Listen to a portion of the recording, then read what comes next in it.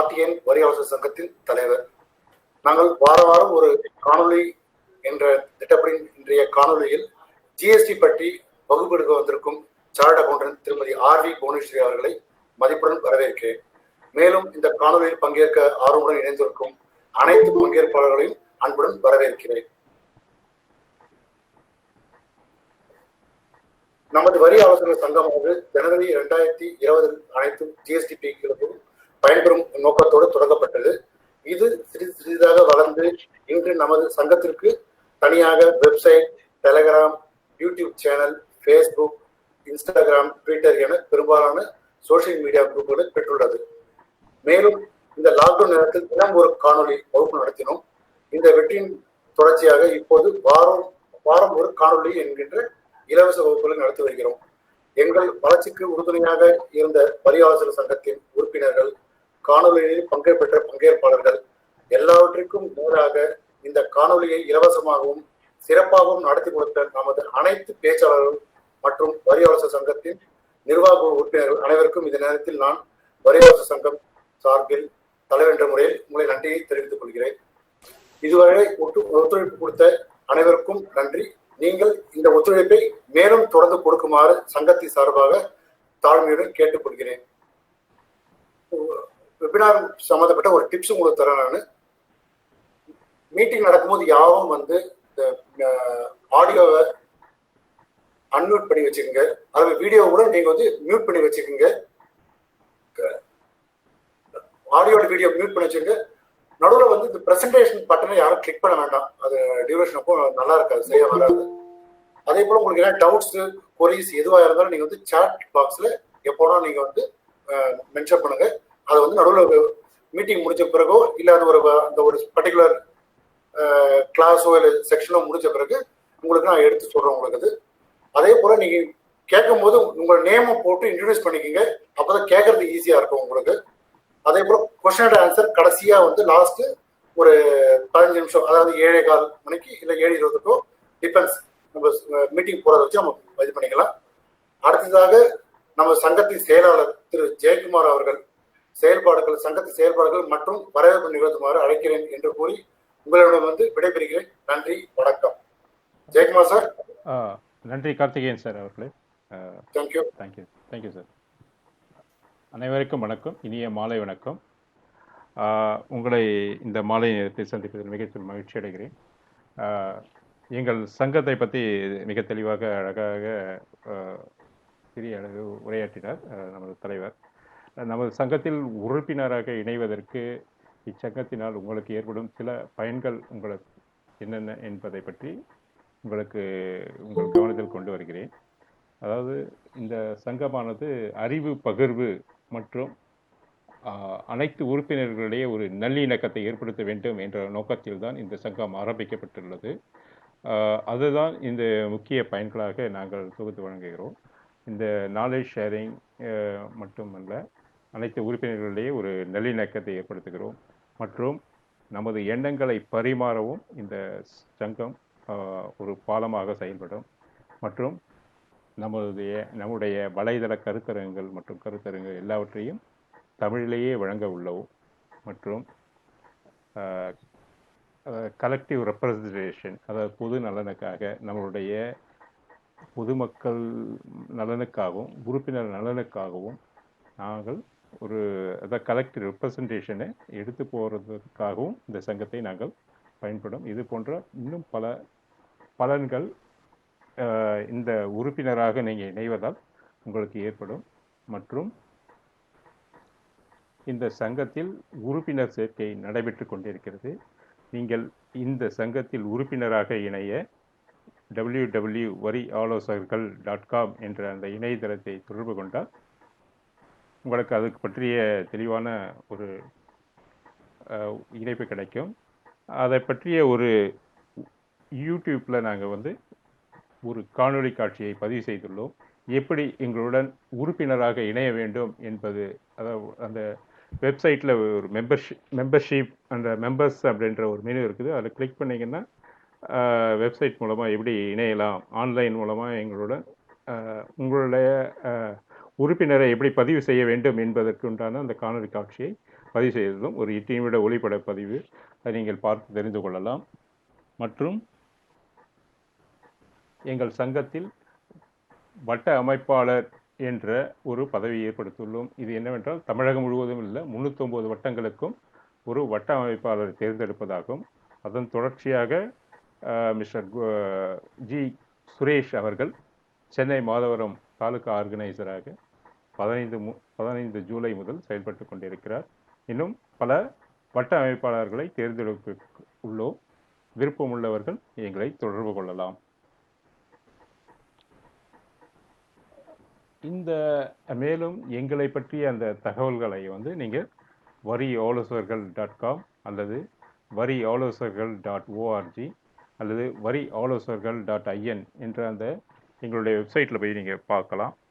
மற்றும் நாங்கள் செய்திகளையும் வரி பற்றிய அறிவையையும் உடனுக்குடன் பரிமாறிக்கொள்ள டெலகிராம் குரூப் ஒன்றை ஆரம்பித்துள்ளோம்.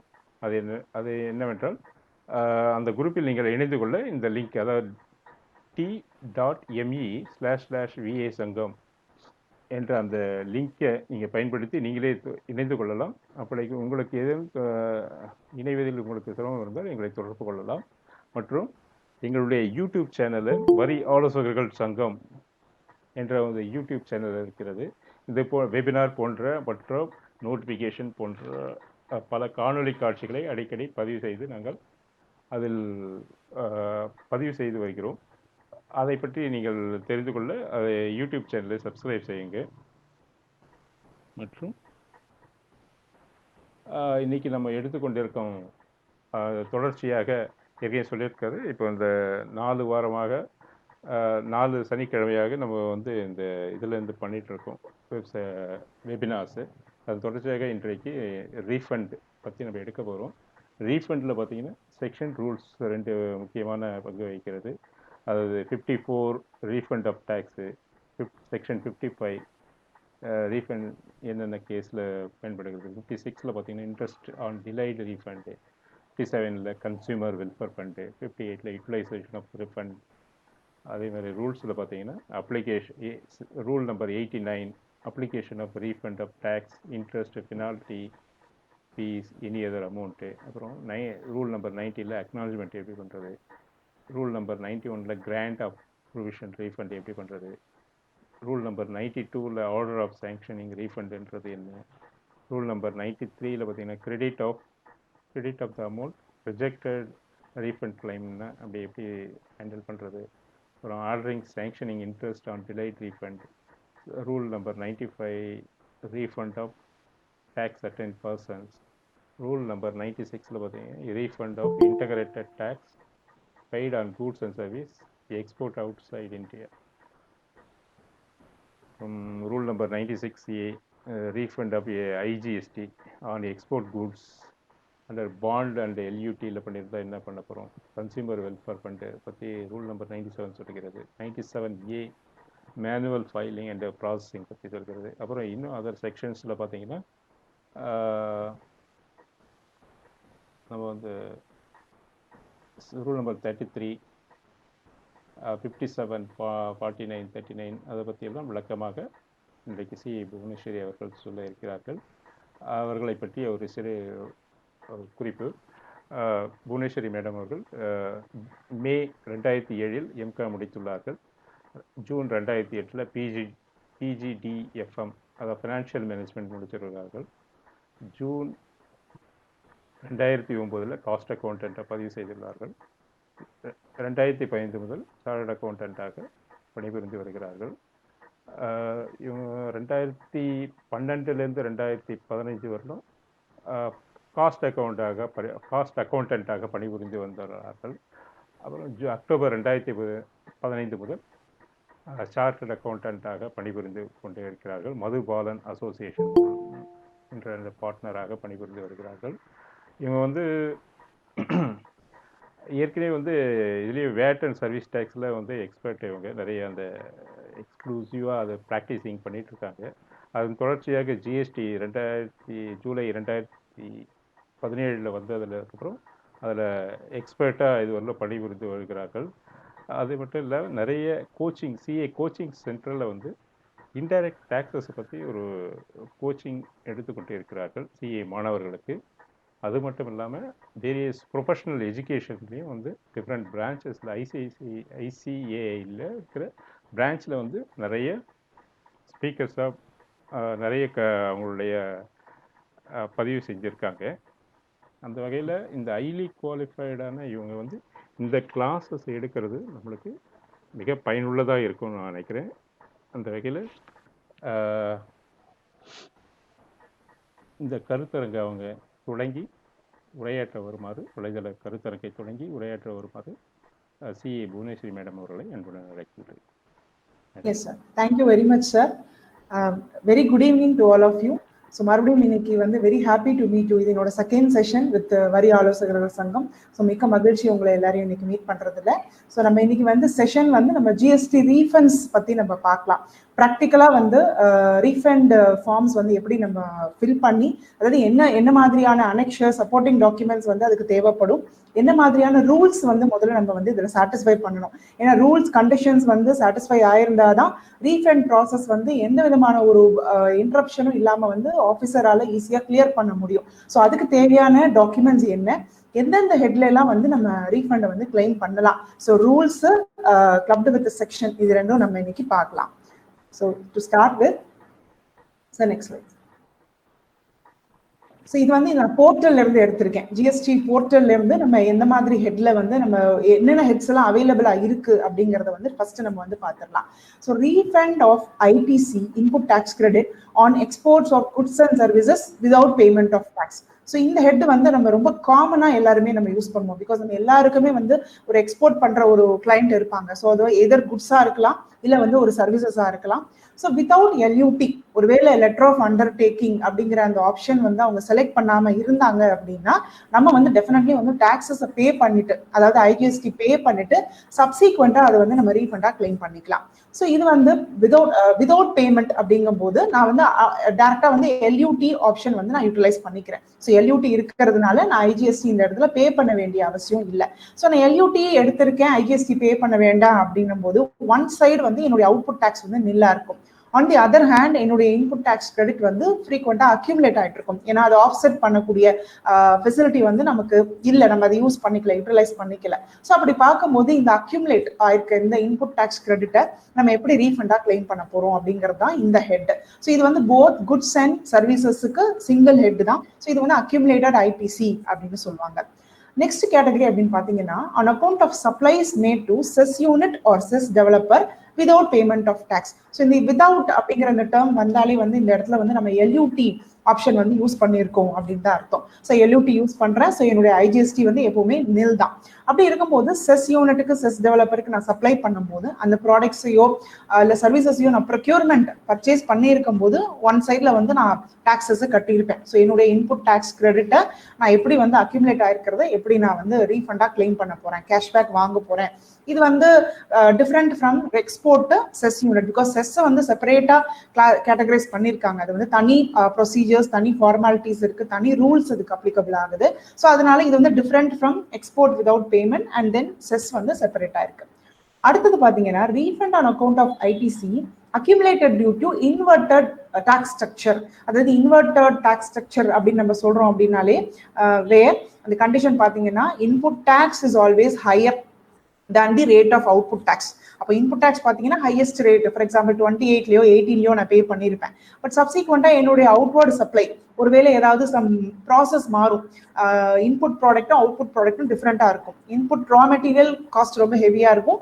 At the same time output product வந்து காஸ்ட் ரொம்ப ஜிஎஸ்டி டேக்ஸ் ரொம்ப கம்மியா இருக்கும். 5% 12% ஸ்லாப்ல வரும்போது அந்த டேக்ஸ் பேலன்ஸ் ஆகாது. அந்த இடத்துல இன்புட் டேக்ஸ் ஹையரா இருக்கும், அவுட்புட் டேக்ஸ் கம்மியா இருக்கும். ஸோ எவ்வளவுதான் நம்ம வந்து ஆஃப்செட் பண்ணாலும், எவ்ரி மந்த் வந்து நம்ம வந்து இன்புட் டேக்ஸ் கிரெடிட்டை எடுத்து ஆஃப்செட் பண்ணாலும் still some portion of the tax வந்து நமக்கு வந்து அக்யூமுலேட் ஆயிட்டு இருக்கும். ஸோ இந்த கேட்டகரியில நம்ம வந்து ரீஃபண்ட் கிளைம் பண்ணோம் அப்படின்னா நம்ம இந்த ஹெட்டை வந்து செலக்ட் பண்ணிக்கலாம். ப்ராடக்டோட இன்புட் ரேட் ஹையர், பட் ப்ராடக்டோட அவுட்புட் டாக்ஸ் ரேட் வந்து ரொம்ப கம்மியா இருக்கு சுச்சுவேஷன்ல இந்த ஹெட்ல நம்ம கிளைம் பண்ணிக்கலாம்.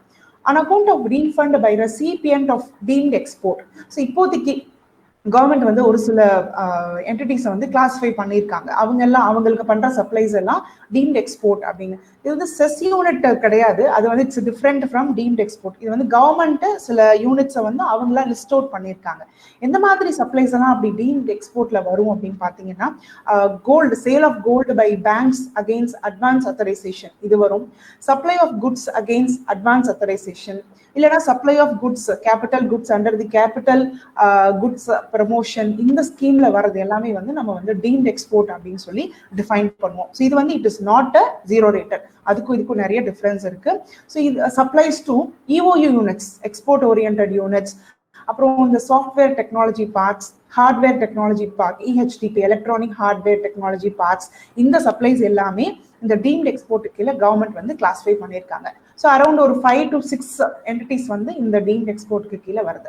ஸோ அப்படி இருக்கும்போது ஒருவேளை அந்த சப்ளையர் வந்து வித் டாக்ஸஸ், விதவுட் டாக்ஸஸோட அவங்களுக்கு சப்ளை பண்றாங்க அப்படின்னா சப்ளையரும் வந்து இதை வந்து ரீஃபண்டா நம்ம கிளைம் பண்ணிக்கலாம். அது அடுத்த பேஜ்ல வந்து வருது. ஸோ இப்போதைக்கு நம்ம refund by recipient of deemed export, recipient வந்து ஒன் சைடு வந்து அவங்களுடைய இன்புட் டாக்ஸ் கிரெடிட் வந்து பைலப் ஆயிருக்கும். அப்படி இல்லைன்னா அவங்க அந்த அவுட்புட் டாக்ஸை பே பண்ணிட்டு ரீஃபண்டா கிளைம் பண்றது தான் இந்த recipient of deemed export. Recipient of deemed எக்ஸ்போர்ட்டுக்கும் சப்ளையர் ஆஃப் டீம்ட் எக்ஸ்போர்ட்டுக்கும் ரெண்டுமே ஒரு லிங்க் இருக்கு. ரெண்டுத்துல ஏதாவது ஒரு ஐட்டம் தான் வந்து சப்ளையர் பண்ண முடியும், அப்படி இல்லைன்னா ரெசிபியன்ட் பண்ண முடியும். ஒருவேளை சப்ளையர் ரீஃபண்ட் கிளைம் பண்ணிட்டா ரெசிபியன்டால பண்ண முடியாது, அப்படி ரெசிபியன்ட் கிளைம் பண்ணிட்டா சப்ளையரால கிளைம் பண்ண முடியாது. அதனாலதான் சொன்னேன் ரெசிபியன்ட் ஆஃப் டீம்ட் எக்ஸ்போர்ட்டுக்கும் சப்ளையர் ஆஃப் டீம்ட் எக்ஸ்போர்ட்டுக்கும் ஒரு லிங்க் இருக்கு. நெக்ஸ்ட் ஐட்டம் அப்படின்னு பாத்தீங்கன்னா, refund on account of supply to cess unit, cess developer with payment of tax. இப்போ நம்ம ஆல்ரெடி பார்த்த ஃபர்ஸ்ட் 2 கண்டிஷன்ஸ்ல வந்து விதவுட் பேமெண்ட் அகைன்ஸ்ட் எல்யூடி ஆப்ஷன்ல நம்ம பண்றோம், ஸோ டாக்ஸ் கிடையாது. பட் இந்த ஆப்ஷன்ல செஸ் யூனிட்ஸ்ல உள்ளவங்க அந்த என்டிட்டிஸ் வந்து டாக்ஸை பே பண்ணிட்டு, அதாவது ஐஜிஎஸ்டியை பே பண்ணிட்டு அதுக்கப்புறம் சப்சிக்வெண்டா ரீஃபண்ட் வாங்குறது. ஸோ இதுல பாத்தீங்கன்னா நமக்கு இந்த export of goods with payment அப்படிங்கிற ஹெட்டிங் எங்கேயுமே இருக்காது. ஏன் அப்படின்னா as far as now இந்த export of goods with payment அப்படிங்கிறது ஆட்டோமேட்டட் ரீஃபண்டா வந்து நம்ம ட்ரீட் பண்ணிக்க போறோம். ஸோ அது அடுத்த ஸ்லைட்ல வருது. அடுத்த ஹெட் அப்படின்னு பாத்தீங்கன்னா export of services with payment of tax. So இங்க வித்வுட் பேமெண்ட் பார்த்தோம் ஃபர்ஸ்ட் கேட்டகரி. இந்த last category export of services without payment. So இதுல வந்து நான் ஐஜிஎஸ்டி பே பண்ணிடுறேன், பிளஸ் ஒன் சைட்ல வந்து என்னுடைய இன்புட் டாக்ஸ் கிரெடிட் வந்து பைலப் ஆயிருக்கும், அதை நான் ஐஜிஎஸ்டி கட்டுறதுக்கு யூட்டிலைஸ் பண்ணியிருப்பேன். யூட்டிலைஸ் பண்ணியிருந்தாலும் பே பண்ண ஐஜிஎஸ்டியை வந்து எனக்கு வந்து ரீஃபண்டா கிளைம் பண்றதுக்கு எலிஜிபிலிட்டி உண்டு. ஸோ இந்த ஹெட்ல வந்து நான் அதை ரீஃபண்டா கிளைம் பண்ணிக்கலாம். Next slide sir. Next item, tax paid on intrastate supply which is subsequently held to be interstate supply and vice versa. So இது வந்து அந்த ஹெட் டு ஹெட் மாறுறது. இனிஷியலா பாத்தீங்கன்னா இந்த மிஸ்டேக்ஸ் நம்ம நிறைய பண்ணோம், பிகாஸ் ஜிஎஸ்டின்னு வந்து கரெக்டா நம்மளால ஐடென்டிஃபை பண்ண முடியல. அதாவது ஜிஎஸ்டி இம்ப்ளிமெண்ட் ஆன ஒரு வருஷத்துல வந்து இந்த மாதிரி மிஸ்டேக்ஸ் நிறைய வந்தது. நம்ம வந்து 3B ரிட்டர்ன் பண்ணும்போது சிஜிஎஸ்டி எஸ்டிஎஸ்டியில பிரிச்சு டாக்ஸ் கட்டிடுவோம். பட் அதுக்கப்புறம் லேட்டர் ஆன் GSTR 1 ஃபைல் பண்ணும்போது தான் நமக்கு தெரிய வரும் இது வந்து அதர் ஸ்டேட் ஜிஎஸ்டிஎன் அப்படின்னு சொல்லிட்டு. அப்ப என்ன பண்ணலாம் அப்படின்னா, ஒரே ஒரு ஆப்ஷன் தான், ஆப்ஷன் வந்து ஒரே டாக்ஸ் பேருக்கு ஒரே ஒரு ஆப்ஷன் தான்.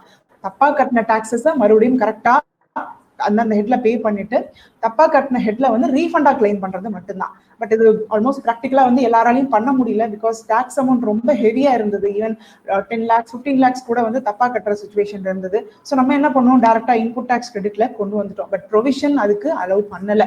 ஒருவேளை நம்ம தப்பா பே பண்ணியிருந்தா மறுபடியும் அகெயின் கரெக்டான ஹெட்ல பே பண்ணிட்டு தப்பா பே பண்ண டாக்ஸஸ் நம்மளால ரீஃபண்ட் மட்டும்தான் நம்மளால கிளைம் பண்ண முடியும். And vice Versa also. So ஒருவேளை இது வந்து கரெக்டா சிஜிஎஸ்டி எஸ்டிஎஸ்டி சப்ளைஸ் தான், பட் நான் தப்பா வந்து ஐஜிஎஸ்டியில கட்டியிருப்பேன். ஸோ அந்த மாதிரி ஆப்ஷன்ஸ்லயும் வந்து நான் இந்த ஹெட்ல போட்டு ரீஃபண்டா கிளைம் பண்ணிக்க முடியும். Next head, on account of refund by supplier of deemed export. இதான் நான் சொன்னேன் ஆல்ரெடி, recipient of deemed exportக்கும் supplier of deemed exportக்கும் ஒரு லிங்க் இருக்கு. ஸோ சப்ளையர் அவருடைய சப்ளை செஸ் யூனிட்க்கு அந்த எக்ஸ்போர்ட் ஓரியன்டட் யூனிட்டுக்கு சப்ளை பண்ணும்போது விதவுட் டாக்ஸ் தான் சப்ளை பண்ணியிருப்பாரு. So one side output tax அவருக்கு நில்லா இருந்திருக்கும். On the other hand input tax credit பாத்தீங்கன்னா அவருடைய ப்ரொக்யூர்மெண்ட்னால அவருக்கு வந்து பைலப் ஆயிருக்கும். ஸோ அந்த அக்யூமுலேட்டட் ஐடிசியை அவர் இந்த ஹெட்ல கிளைம் பண்ணிக்கலாம். டீம்ட் எக்ஸ்போர்ட் அப்படின்னு சொல்லும் போது மறுபடியும் டு ரீகால் ஸ்பெசிஃபைடு என்டிட்டிஸ் மட்டும்தான்.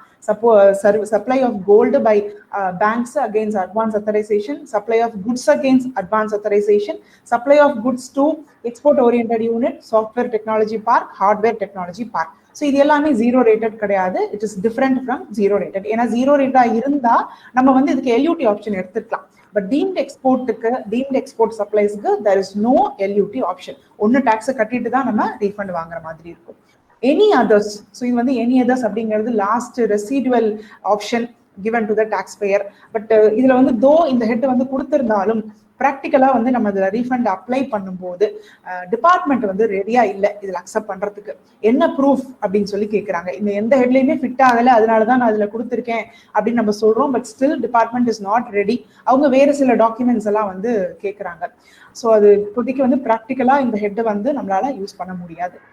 எக்ஸஸ் பேமெண்ட் ஆஃப் டாக்ஸ், ஒருவேளை வந்து தப்பா கட்டின டாக்ஸஸை மறுபடியும் வந்து நான் ரீஃபண்டா வாங்கிக்கலாம். எக்ஸஸா கட்டியிருப்பேன், சப்சிக்வெண்டா எனக்கு அந்த டாக்ஸஸ் வந்து என்னால யூஸ் பண்ணிக்கவே முடியாது. கிரெடிட் லெஜர்ல இருந்து யூஸ் பண்ணிக்கவே முடியாது, இல்ல கேஷ் லெஜர்ல இருந்து யூஸ் பண்ணிக்கவே முடியாது. ஏன்னா எனக்கு வந்து பிசினஸே இல்லை அப்படின்ற மாதிரி சுச்சுவேஷன் இருந்ததுன்னா லாஸ்ட் வந்து நீங்க எக்ஸஸ் பேமெண்ட்ல போட்டு ரீஃபண்டா கிளைம் பண்ணிக்கலாம். Last head on account of assessment, provisional assessment, appeals or any other order. So ஒருவேளை வந்து எனக்கு ஒரு டிமாண்ட் ரைஸ் பண்ணியிருந்திருப்பாங்க. ஸோ அந்த டிமாண்டுக்கு அகேன்ஸ்டா நான் பே பண்ணிட்டு தான் நான் வந்து அப்பீலே நான் ப்ரொசீட் பண்ண முடியும். ஒருவேளை அப்பீல்ல நான் வந்து வின் பண்ணிட்டேன், எனக்கு ஃபேவரபிளா வந்து ஆர்டர்ஸ் வந்துருச்சு, பாஸ் பண்ணிட்டாங்க அப்படின்னா ஆல்ரெடி பே பண்ண டாக்ஸஸை இந்த ஹெட் மூலமா நம்ம வந்து ரீஃபண்டா வாங்கிக்கலாம். இல்ல ஒருவேளை நமக்கு வந்து ரீஃபண்டை வந்து ரிஜெக்ட் பண்ணிட்டாங்க, பட் அதுக்கப்புறம் நான் அப்பீல்ல போய் வின் பண்ணிட்டேன், ஸோ எனக்கு ரீஃபண்ட் எலிஜிபிள் அப்படிங்கிற மாதிரி ஒரு சிச்சுவேஷன் வந்ததுன்னா நம்ம வந்து அந்த ஆர்டர் நம்பரை வச்சு இந்த ஹெட்லயே நம்ம டைரக்டா ரீஃபண்ட் கிளைம் பண்ணிக்கலாம். நம்ம இதுக்கு முன்னாடி பார்த்த ப்ரீவியஸ் ஹெட்ஸ்க்கு போகணுன்ற அவசியம் இல்லை. அக்யூமுலேட்டட் ஐடிசியோ, ஜீரோ ரேட்டடோ, எக்ஸஸ் பேமெண்ட்டோ அதுல போக வேண்டாம். ஒரு அப்பீல் வின் பண்ணும்போது அந்த ஆர்டர் நம்பரை வச்சு நம்ம இந்த ஹெட்ல இருந்து டாக்ஸஸ் ரீஃபண்டை வந்து நம்ம கிளைம் பண்ணிக்கலாம். ஸோ இப்போ இதெல்லாம் வந்து என்னென்ன சப்போர்ட்டிங் டாக்குமெண்ட்ஸ் தேவை, என்ன மாதிரி டிக்ளரேஷன் நம்ம கொடுக்கணும் அப்படிங்கறது சப்சீக்வென்ட் ஸ்லைட்ல பார்க்கலாம். Next slide sir. Refund of ITC on export of goods and services without payment. இது வந்து ஃபர்ஸ்ட் கேட்டகரி நம்ம பார்த்தோம். ஸோ இது வந்து இது வரைக்கும் பார்த்தீங்க அப்படின்னு சொன்னா, அதாவது இந்த 26/9/2019 வரைக்கும் மேனுவல் ஃபைலிங் வந்து இருந்தது. அதாவது ஈவன் தோ RFD1 அப்படிங்கிற ரீஃபண்ட் அப்ளிகேஷனை நம்ம வந்து ஆன்லைன்ல போட்டு எடுத்தாலும் அதை வந்து மேனுவலா பிரிண்ட் எடுத்து இந்த மாதிரி சப்போர்ட்டிங் டாக்குமெண்ட்ஸ் எல்லாம் வந்து பிசிக்கல் காப்பியோட டிபார்ட்மெண்ட்ல வந்து நம்ம ஜூரிஸ்டிக்ஷன்ல கொண்டு போய் சப்மிட் பண்ற மாதிரி இருந்தது. பட் ஆஃப்டர் 26/9 ஒரு சர்க்குலர் நமக்கு இஷ்யூ பண்ணாங்க. 29 பேஜஸ் சர்க்குலர், அதுவும் அடுத்த ஸ்லைட்ல நான் கொடுத்துருக்கேன், லாஸ்ட் ஸ்லைட்ல. ஸோ அந்த சர்க்குலரை பார்த்தோம் அப்படின்னு சொன்னா இது வந்து ஃபுல்லி ஆட்டோமேட்டட் ரீஃபண்ட் டிஸ்பர்ஸ்மெண்ட் அப்படிங்கிறதுக்காக அந்த சர்க்குலர் வந்து இஷ்யூ பண்ணாங்க. ஸோ அந்த சர்க்குலர் வந்த பிறகு நம்ம வந்து பிசிக்கல் டாக்குமெண்ட்ஸை கொண்டு போய் கொடுக்கவே தேவையில்லை. அதுவும் பர்டிகுலரா இப்போ பாஸ்ட் 2 months நம்ம பாக்குறோம், பிகாஸ் ஆஃப் த COVID-19 இஷ்யூனால எந்த ஜூரிஸ்டிக்ஷன் ஆஃபீஸருமே வந்து நம்மள நேர்ல வர சொல்றது இல்லை. ஸோ இது வரைக்கும் ஒரு 3-4 ரீஃபண்ட் நம்ம அப்ளை பண்ணிருக்கோம் இந்த ப்ரீவியஸ் 2-3 monthsல. எல்லாமே வந்து ஆட்டோமேட்டிக்கா வந்து நமக்கு ஆன்லைன்லயே எல்லா டாக்குமெண்ட்ஸும் அப்லோட் பண்ண சொல்றாங்க, அதுலயே நமக்கு ப்ராசஸ் ஆயிடுது. ஸோ பிசிக்கல் விசிட் வந்து இப்போதைக்கு நம்மளால அவாய்ட் பண்ணிக்க முடியுது. ஸோ என்ன மாதிரி டாக்குமெண்ட்ஸ் நம்ம அப்லோட் பண்ணோம் அப்படின்னா, ஃபர்ஸ்ட் வந்து இது வந்து இப்போ நான் சொல்றது வந்து விதவுட் பேமெண்ட் LUT யூஸ் பண்ணியிருக்கேன். ஸோ அதனால எனக்கு ஒன் சைடு வந்து ITC அக்யூமுலேட் ஆயிருக்கு. ரீசன் வந்து அது எக்ஸ்போர்ட் ஆஃப் குட்ஸா இருக்கலாம், இல்ல எக்ஸ்போர்ட் ஆஃப் சர்வீசஸா இருக்கலாம். ஸோ ஃபர்ஸ்ட் நான் அப்லோட் பண்ண வேண்டிய டாக்குமெண்ட் நான் டு பி அப்லோடட் அப்படின்னு கொடுத்துருக்கிறது வந்து மேண்டேட்ரி, இது நம்ம பண்ணணும். சப்போர்ட்டிங் டாக்குமெண்ட்ஸ் அப்படிங்கிறது எக்ஸ்ட்ரா ஒரு ஸ்பேஸ் வந்து நமக்கு கொடுத்துருக்காங்க. அதாவது ஈச் டாக்குமெண்ட் 5 MB 4 டாக்குமெண்ட்ஸ் வந்து நம்ம அந்த மாதிரி அப்லோட் பண்ணலாம். ஸோ சப்போர்ட்டிங் டாக்குமெண்ட்ஸ் ஒருவேளை ஏதாவது ஒரு குவரியோ ஒரு கிளாரிஃபிகேஷனோ ஆஃபீஸர் நம்ம கிட்ட மறுபடியும் கேட்டு ரெஸ்பாண்ட் பண்ணியிருக்காரு அப்படின்னா திருப்பி நம்ம வந்து இந்த அட்டாச்மெண்ட்ஸ் எல்லாம் நம்ம எக்ஸ்ட்ராவா அப்லோட் பண்ணிக்கலாம். ஸோ மேண்டேட்ரி டிக்ளரேஷன் என்ன, மேண்டேட்ரி ஸ்டேட்மெண்ட்ஸ் அனெக்ஷர்ஸ் என்ன கொடுக்கணும் அப்படின்னு பார்த்தீங்கன்னா, டிக்ளரேஷன் அண்டர் 54(3). இந்த 54(3) டிக்ளரேஷன் அப்படிங்கிறது ஒன்றும் இல்லை, என்னுடைய எக்ஸ்போர்ட் நான் பண்ணியிருக்க எக்ஸ்போர்ட் பண்ணியிருக்க குட்ஸுக்கு வந்து எக்ஸ்போர்ட் டியூட்டி கிடையாது, it is not subject to export duty அப்படிங்கிறது ஒரு டிக்ளரேஷன் ஃபார்மேட் இருக்கு. ஸோ அதில் நான் வந்து இதை மென்ஷன் பண்ணி கொடுக்கணும். No duty drawback availed on export. So நான் பண்ணியிருக்க எக்ஸ்போர்ட்டட் குட்ஸுக்கு எந்த ட்ராபேக்ஸும் கஸ்டம்ஸ்லேருந்து அவைலபிள் இல்லை. ஸோ பியூர்லி 100% ITC பே பண்ணி தான் நான் பண்ணியிருக்கேன் அப்படிங்கிறதுக்கான ஒரு டிக்ளரேஷன் வந்து நம்ம வந்து கவர்மெண்ட் டிபார்ட்மெண்ட்டுக்கு சப்மிட் பண்ணுறோம் இந்த number 54 subsection 3ல. ITC not availed on nil or exempted supply. நமக்கு வந்து ரீஃபண்ட் வந்து ரெண்டு விஷயத்துக்கு மட்டும் தான் எலிஜிபிள். அதாவது zero rated supply made without payment of tax. So இதுல எக்ஸ்போர்ட்ஸ் எல்லாமே கவர் ஆயிரும். Or otherwise credit accumulation due to inverted rate, inverted duty structure. இந்த 2 ரீசனை தவிர நம்மளோட ரீஃபண்ட்ஸ் வந்து வேற எதுலையுமே வந்து நம்மளால கேட்டகரைஸ் பண்ண முடியாது. ஸோ சுத்தி அந்த 7-8 ஹெட்ஸுமே நம்ம பார்த்தது வந்து இந்த 2 ஹெட்ஸ்குள்ளார நம்ம ஃபிக்ஸ் பண்ணி தான் நம்மளால ரீஃபண்டை வாங்க முடியும், டிக்ளேர் பண்ணிக்க முடியும். ஸோ அதனால நான் டிக்ளரேஷன்லேயே நான் சொல்லிடுறேன், எனக்கு எக்ஸ்போர்ட் டியூட்டி கிடையாது, நான் டியூட்டி ட்ராபேக் கஸ்டம்ஸ்லேருந்து அவைல் பண்ணல, ஐடிசி அவைல் பண்ணல. எதுக்கு அப்படின்னு சொன்னா ஃபார் நில் ரேட்டட் எக்ஸம்டட் சப்ளைஸ்க்கு நான் ஐடிசி அவைல் பண்ணல. ஸோ அப்போ என்னுடைய இன்புட் சப்ளைஸ், இன்வர்ட் சப்ளை ஐடிசியோட பில்ஸ்ல பாத்தீங்கன்னா ஒருவேளை எனக்கு வந்து கரஸ்பாண்டிங் வந்து அவுட்வர்ட் சப்ளை நில்லாவோ எக்ஸம்டடாவோ இருந்தது அப்படின்னு சொன்னா அந்த பர்டிகுலர் சப்ளையை டிடக்ட் பண்ணிட்டு, அந்த பர்டிகுலர் இன்வாய்சஸ் டிடக்ட் பண்ணிட்டு பேலன்ஸ் மட்டும் தான் என்னால இன்புட் டாக்ஸ் கிரெடிட்டா என்னால கிளைம் பண்ண முடியும். ஸோ இது 3ஐயும் நான் அந்த டிக்ளரேஷன்ல ரொம்ப கிளியரா மென்ஷன் பண்ணி ஆஃபீஸருக்கு நான் கொடுக்கணும், சப்மிட் பண்ணணும். நெக்ஸ்ட் பாத்தீங்கன்னா undertaking under section 16(2)(c). So section 16 வந்து நமக்கு ஆல்ரெடி தெரியும், நமக்கு eligibility to avail the input tax credit நம்ம ஆல்ரெடி பார்த்துருப்போம். ஸோ அந்த எலிஜிபிலிட்டி படி இந்த கிரெடிட்ஸ் எல்லாமே வந்து நான் வந்து இந்த டாக்ஸஸ் எல்லாமே வந்து பே பண்ணியிருக்கேன் அப்படிங்கிறது நான் சொல்றேன் under section 42(c). And section 16 படி இது வந்து என்னுடைய எலிஜிபிள் கிரெடிட் தான். அதாவது சப்ளையர் ரிட்டர்னை ஃபைல் பண்ணணும், நம்ம ரெசிபியன்ட் 2A இந்த இன்புட் பில்ஸ் எல்லாம் வந்து ரிஃப்ளெக்ட் ஆகணும், விச் மீன்ஸ் ப்ராப்பரா அந்த டாக்ஸஸ் கவர்மெண்ட்டுக்கு போய் சேர்ந்துருச்சு. ஸோ அதுக்கப்புறம் தான் வந்து என்னால ரீஃபண்ட் கிளைம் பண்ண முடியும். முதல்ல இன்புட்டே நமக்கு அப்புறம் தான் எடுக்க முடியும், அண்ட் சப்சிக்வெண்ட்லி அதுக்கப்புறம் நம்மளால ரீஃபண்டை கிளைம் பண்ண முடியும். ஸோ இந்த 2 செக்ஷனும் வந்து சாட்டிஸ்ஃபை ஆயிருக்கு அப்படின்னு சொல்லி நான் இந்த இடத்துல வந்து டிக்ளேர் பண்ணணும். 16(2) எலிஜிபிலிட்டி இருக்கு, எனக்கு இன்புட் டாக்ஸ் கிரெடிட் இருக்கு, அதனால எடுத்திருக்கேன். ஆஸ் பர் செக்ஷன் 42(2) நான் வந்து ப்ராப்பரா டாக்ஸஸை பே பண்ணிட்டேன். So taxes duly pay and no duplication of credit. இந்த கரெக்டா சப்ளையரோட ரிட்டர்ன் GSTR 1 அதுக்கப்புறம் சப்சிக்வெண்டா எனக்கு 2A ப்ராப்பரா ரிஃப்ளெக்ட் ஆயிடுச்சு அப்படிங்கிற declaration. Statement 3 under rule 89(2)(b and 89(2)(c).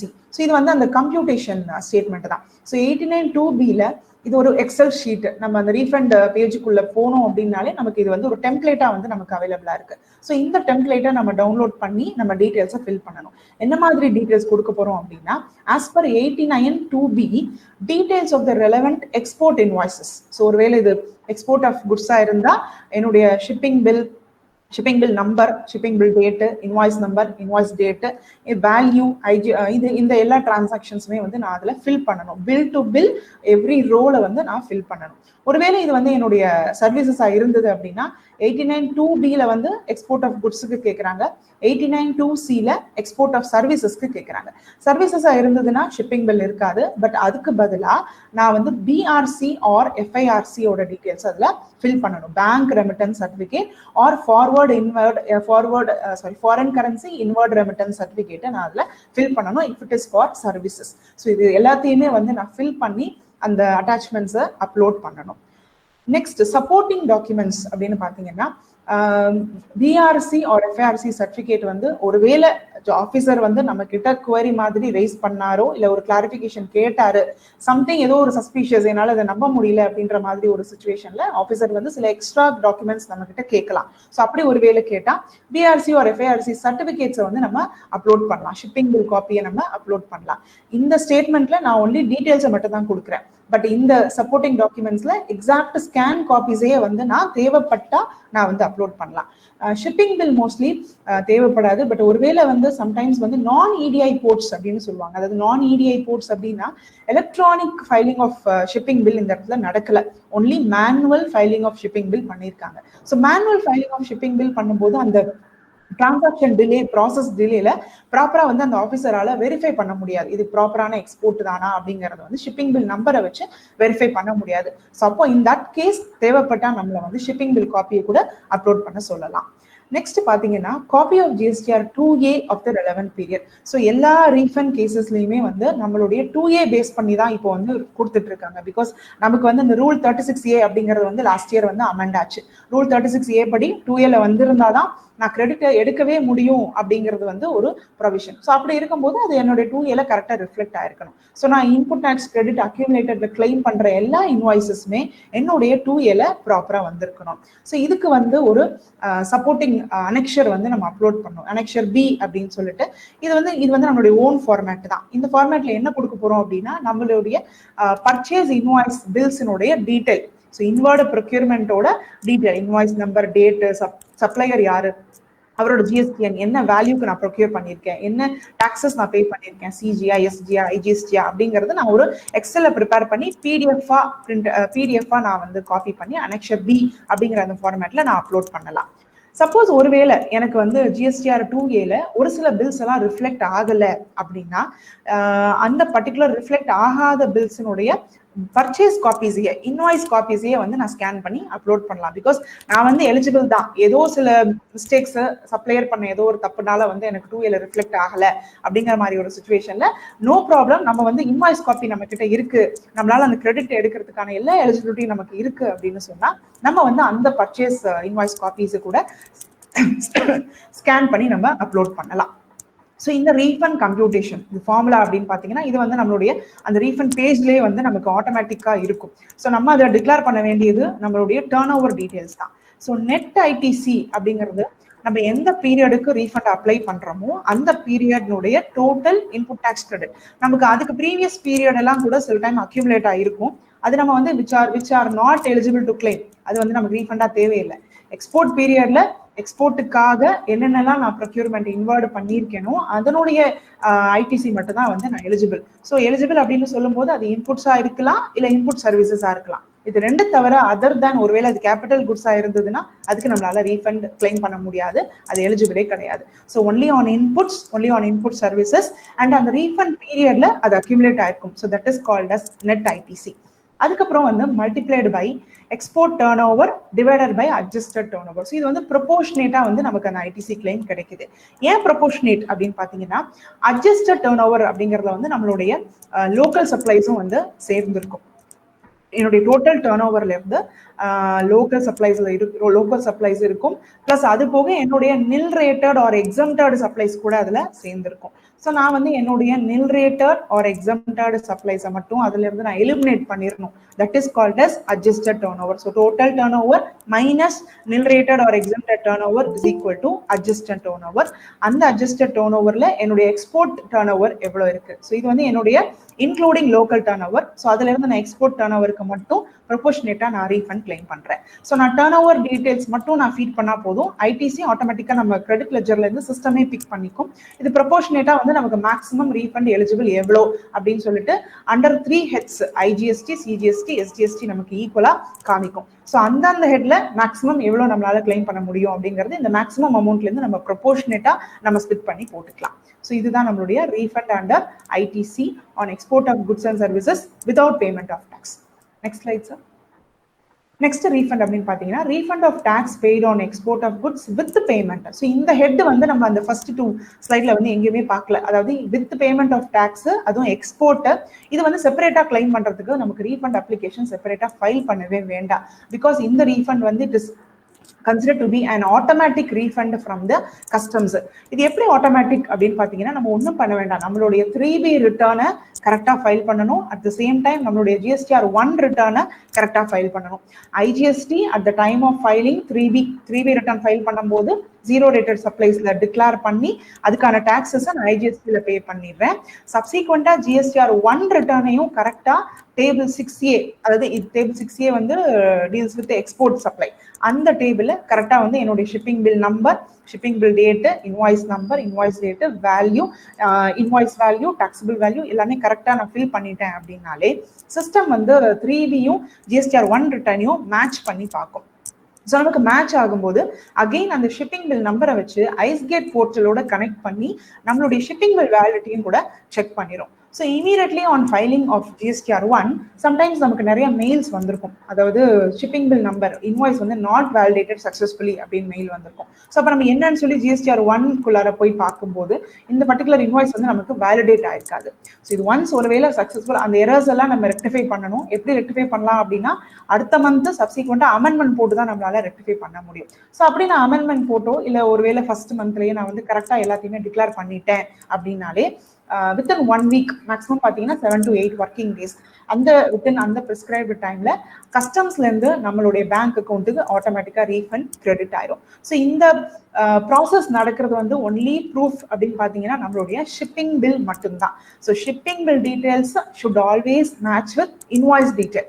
Exporter வந்து பார்த்தீங்கன்னா சம்டைம்ஸ் 2 விதமான இன்வாய்ஸஸ் ரைஸ் பண்ணுவாங்க. ஒன்று ஷிப்பிங் பில் ஃபைல் பண்ணும்போது ஒரு இன்வாய்ஸும், எக்ஸ்போர்ட் பண்ணும்போது ஜிஎஸ்டி ரிட்டர்ன் ஃபைல் பண்ணணுமே அப்படிங்கிறதுக்காக ஒரு இன்வாய்ஸும் வந்து ரைஸ் பண்ணுவாங்க.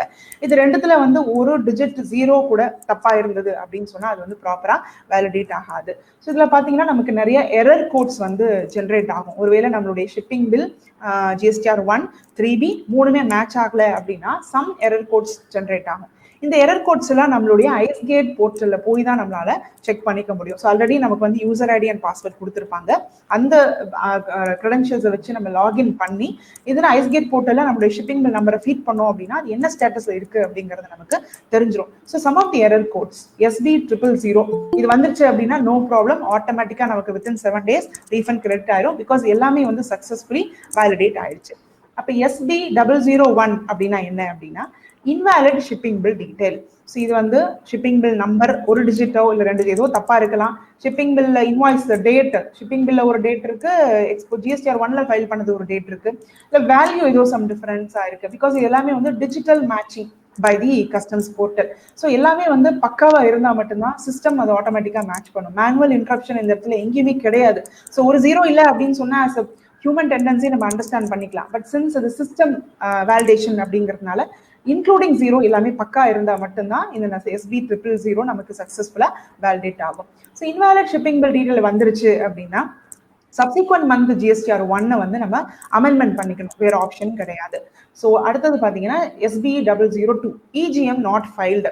இது வந்து export general manifesto not filed by our shipping line அப்படின்னு கூட சொல்லலாம். இது ஏன் அப்படின்னா ஒரு சில டைம் வந்து மேனுவலா பண்ணுவாங்க, எலக்ட்ரானிக் ஃபைலிங் இல்லாம மேனுவலா நடக்கும். அப்போ ஒரு டைம் டிலே வந்து அந்த இடத்துல இருக்கும். ஸோ இதுக்கு ஒரே ஆப்ஷன் என்ன பண்ணலாம் அப்படின்னா டாக்ஸ் பேயர் வந்து எக்ஸ்போர்ட் அந்த ஷிப்பிங் லைனை வந்து ப்ராப்பரான ஷிப்பிங் லைன் அப்ரோச் பண்ணி EGM இமீடியட்டா ஃபைல் பண்ண சொன்னோம் அப்படின்னா நமக்கு அடுத்த சப்சிக்வெண்ட் மந்த்துக்கு இது ரெக்டிஃபை ஆயிரும். SB003 GSTN mismatch. ஸோ இது வந்து ஏதோ சம் ரிப்பீட்டட் டிரான்ஸ்மிஷன் நடந்திருக்கும். ஐம் சாரி, SB003ல GSTN மிஸ்மேட்ச் அப்படிங்கும்போது ஏதோ ஒரு சில டிஜிட்ஸ் வந்து தப்பா இருந்திருக்கலாம். நம்ம ஷிப்பிங் பில்லையும் இன்வாய்ஸ்லயும் மென்ஷன் பண்ணிருக்க GSTN வந்து தப்பா இருந்திருக்கலாம். அப்படி இருக்கும்போது நம்ம வந்து ஷிப்பிங் பில்லை எப்பவுமே வந்து அமெண்ட் பண்ண முடியாது. ஒன்ஸ் EGM ஜென்ரேட் ஆயிடுச்சு அப்படின்னு சொன்னா ஷிப்பிங் பில் அமெண்ட் பண்ண முடியாது. பட் சப்சிக்வெண்டா நம்மளுடைய இன்வாய்ஸை தான் வந்து நம்ம கரெக்ட் பண்ணி ஆகிறோம். ஸோ அப்போ amendment in table 9A of GSTR 1 வந்து நம்ம ஃபைல் பண்ணலாம். ஸோ இது எல்லாமே வந்து அமெண்ட்மெண்ட் கேரி பண்ணும்போது தான் நமக்கு வந்து வேலிடேட் ஆகும். ஸோ அடுத்த எரர் அப்படின்னு பார்த்தீங்கன்னா SB004 record already received and validated. So இது வந்து சில டூப்ளிகேட் டிரான்ஸ்மிஷன் நடந்திருக்கும், ரிப்பீட்டட் டிரான்ஸ்மிஷன் ஆஃப் இன்வாய்ஸ். சப்சிக்வெண்டா 2 இன்வாய்ஸ் வந்து ஐஸ்கேட் போர்ட்டல் வேலிடேட் பண்ணியிருக்கோம். இல்லை பை மிஸ்டேக் டாக்ஸ் பேயரே வந்து 2 இன்வாய்ஸை வந்து தவறுதலா GSTR 1ல அப்லோட் பண்ணியிருப்பாரு. ஸோ இந்த இதுல வந்து பாத்தீங்கன்னா ஒரு பர்டிகுலர் டிரான்சாக்ஷன் நமக்கு கேன்சல் ஆயிரும். ஸோ இன்னொன்று சக்சஸ்ஃபுல்லா வேலிடேட் ஆயிடுச்சு அப்படின்னு சொன்னா இந்த எரரை நம்ம சால்வ் பண்ணிக்கலாம்.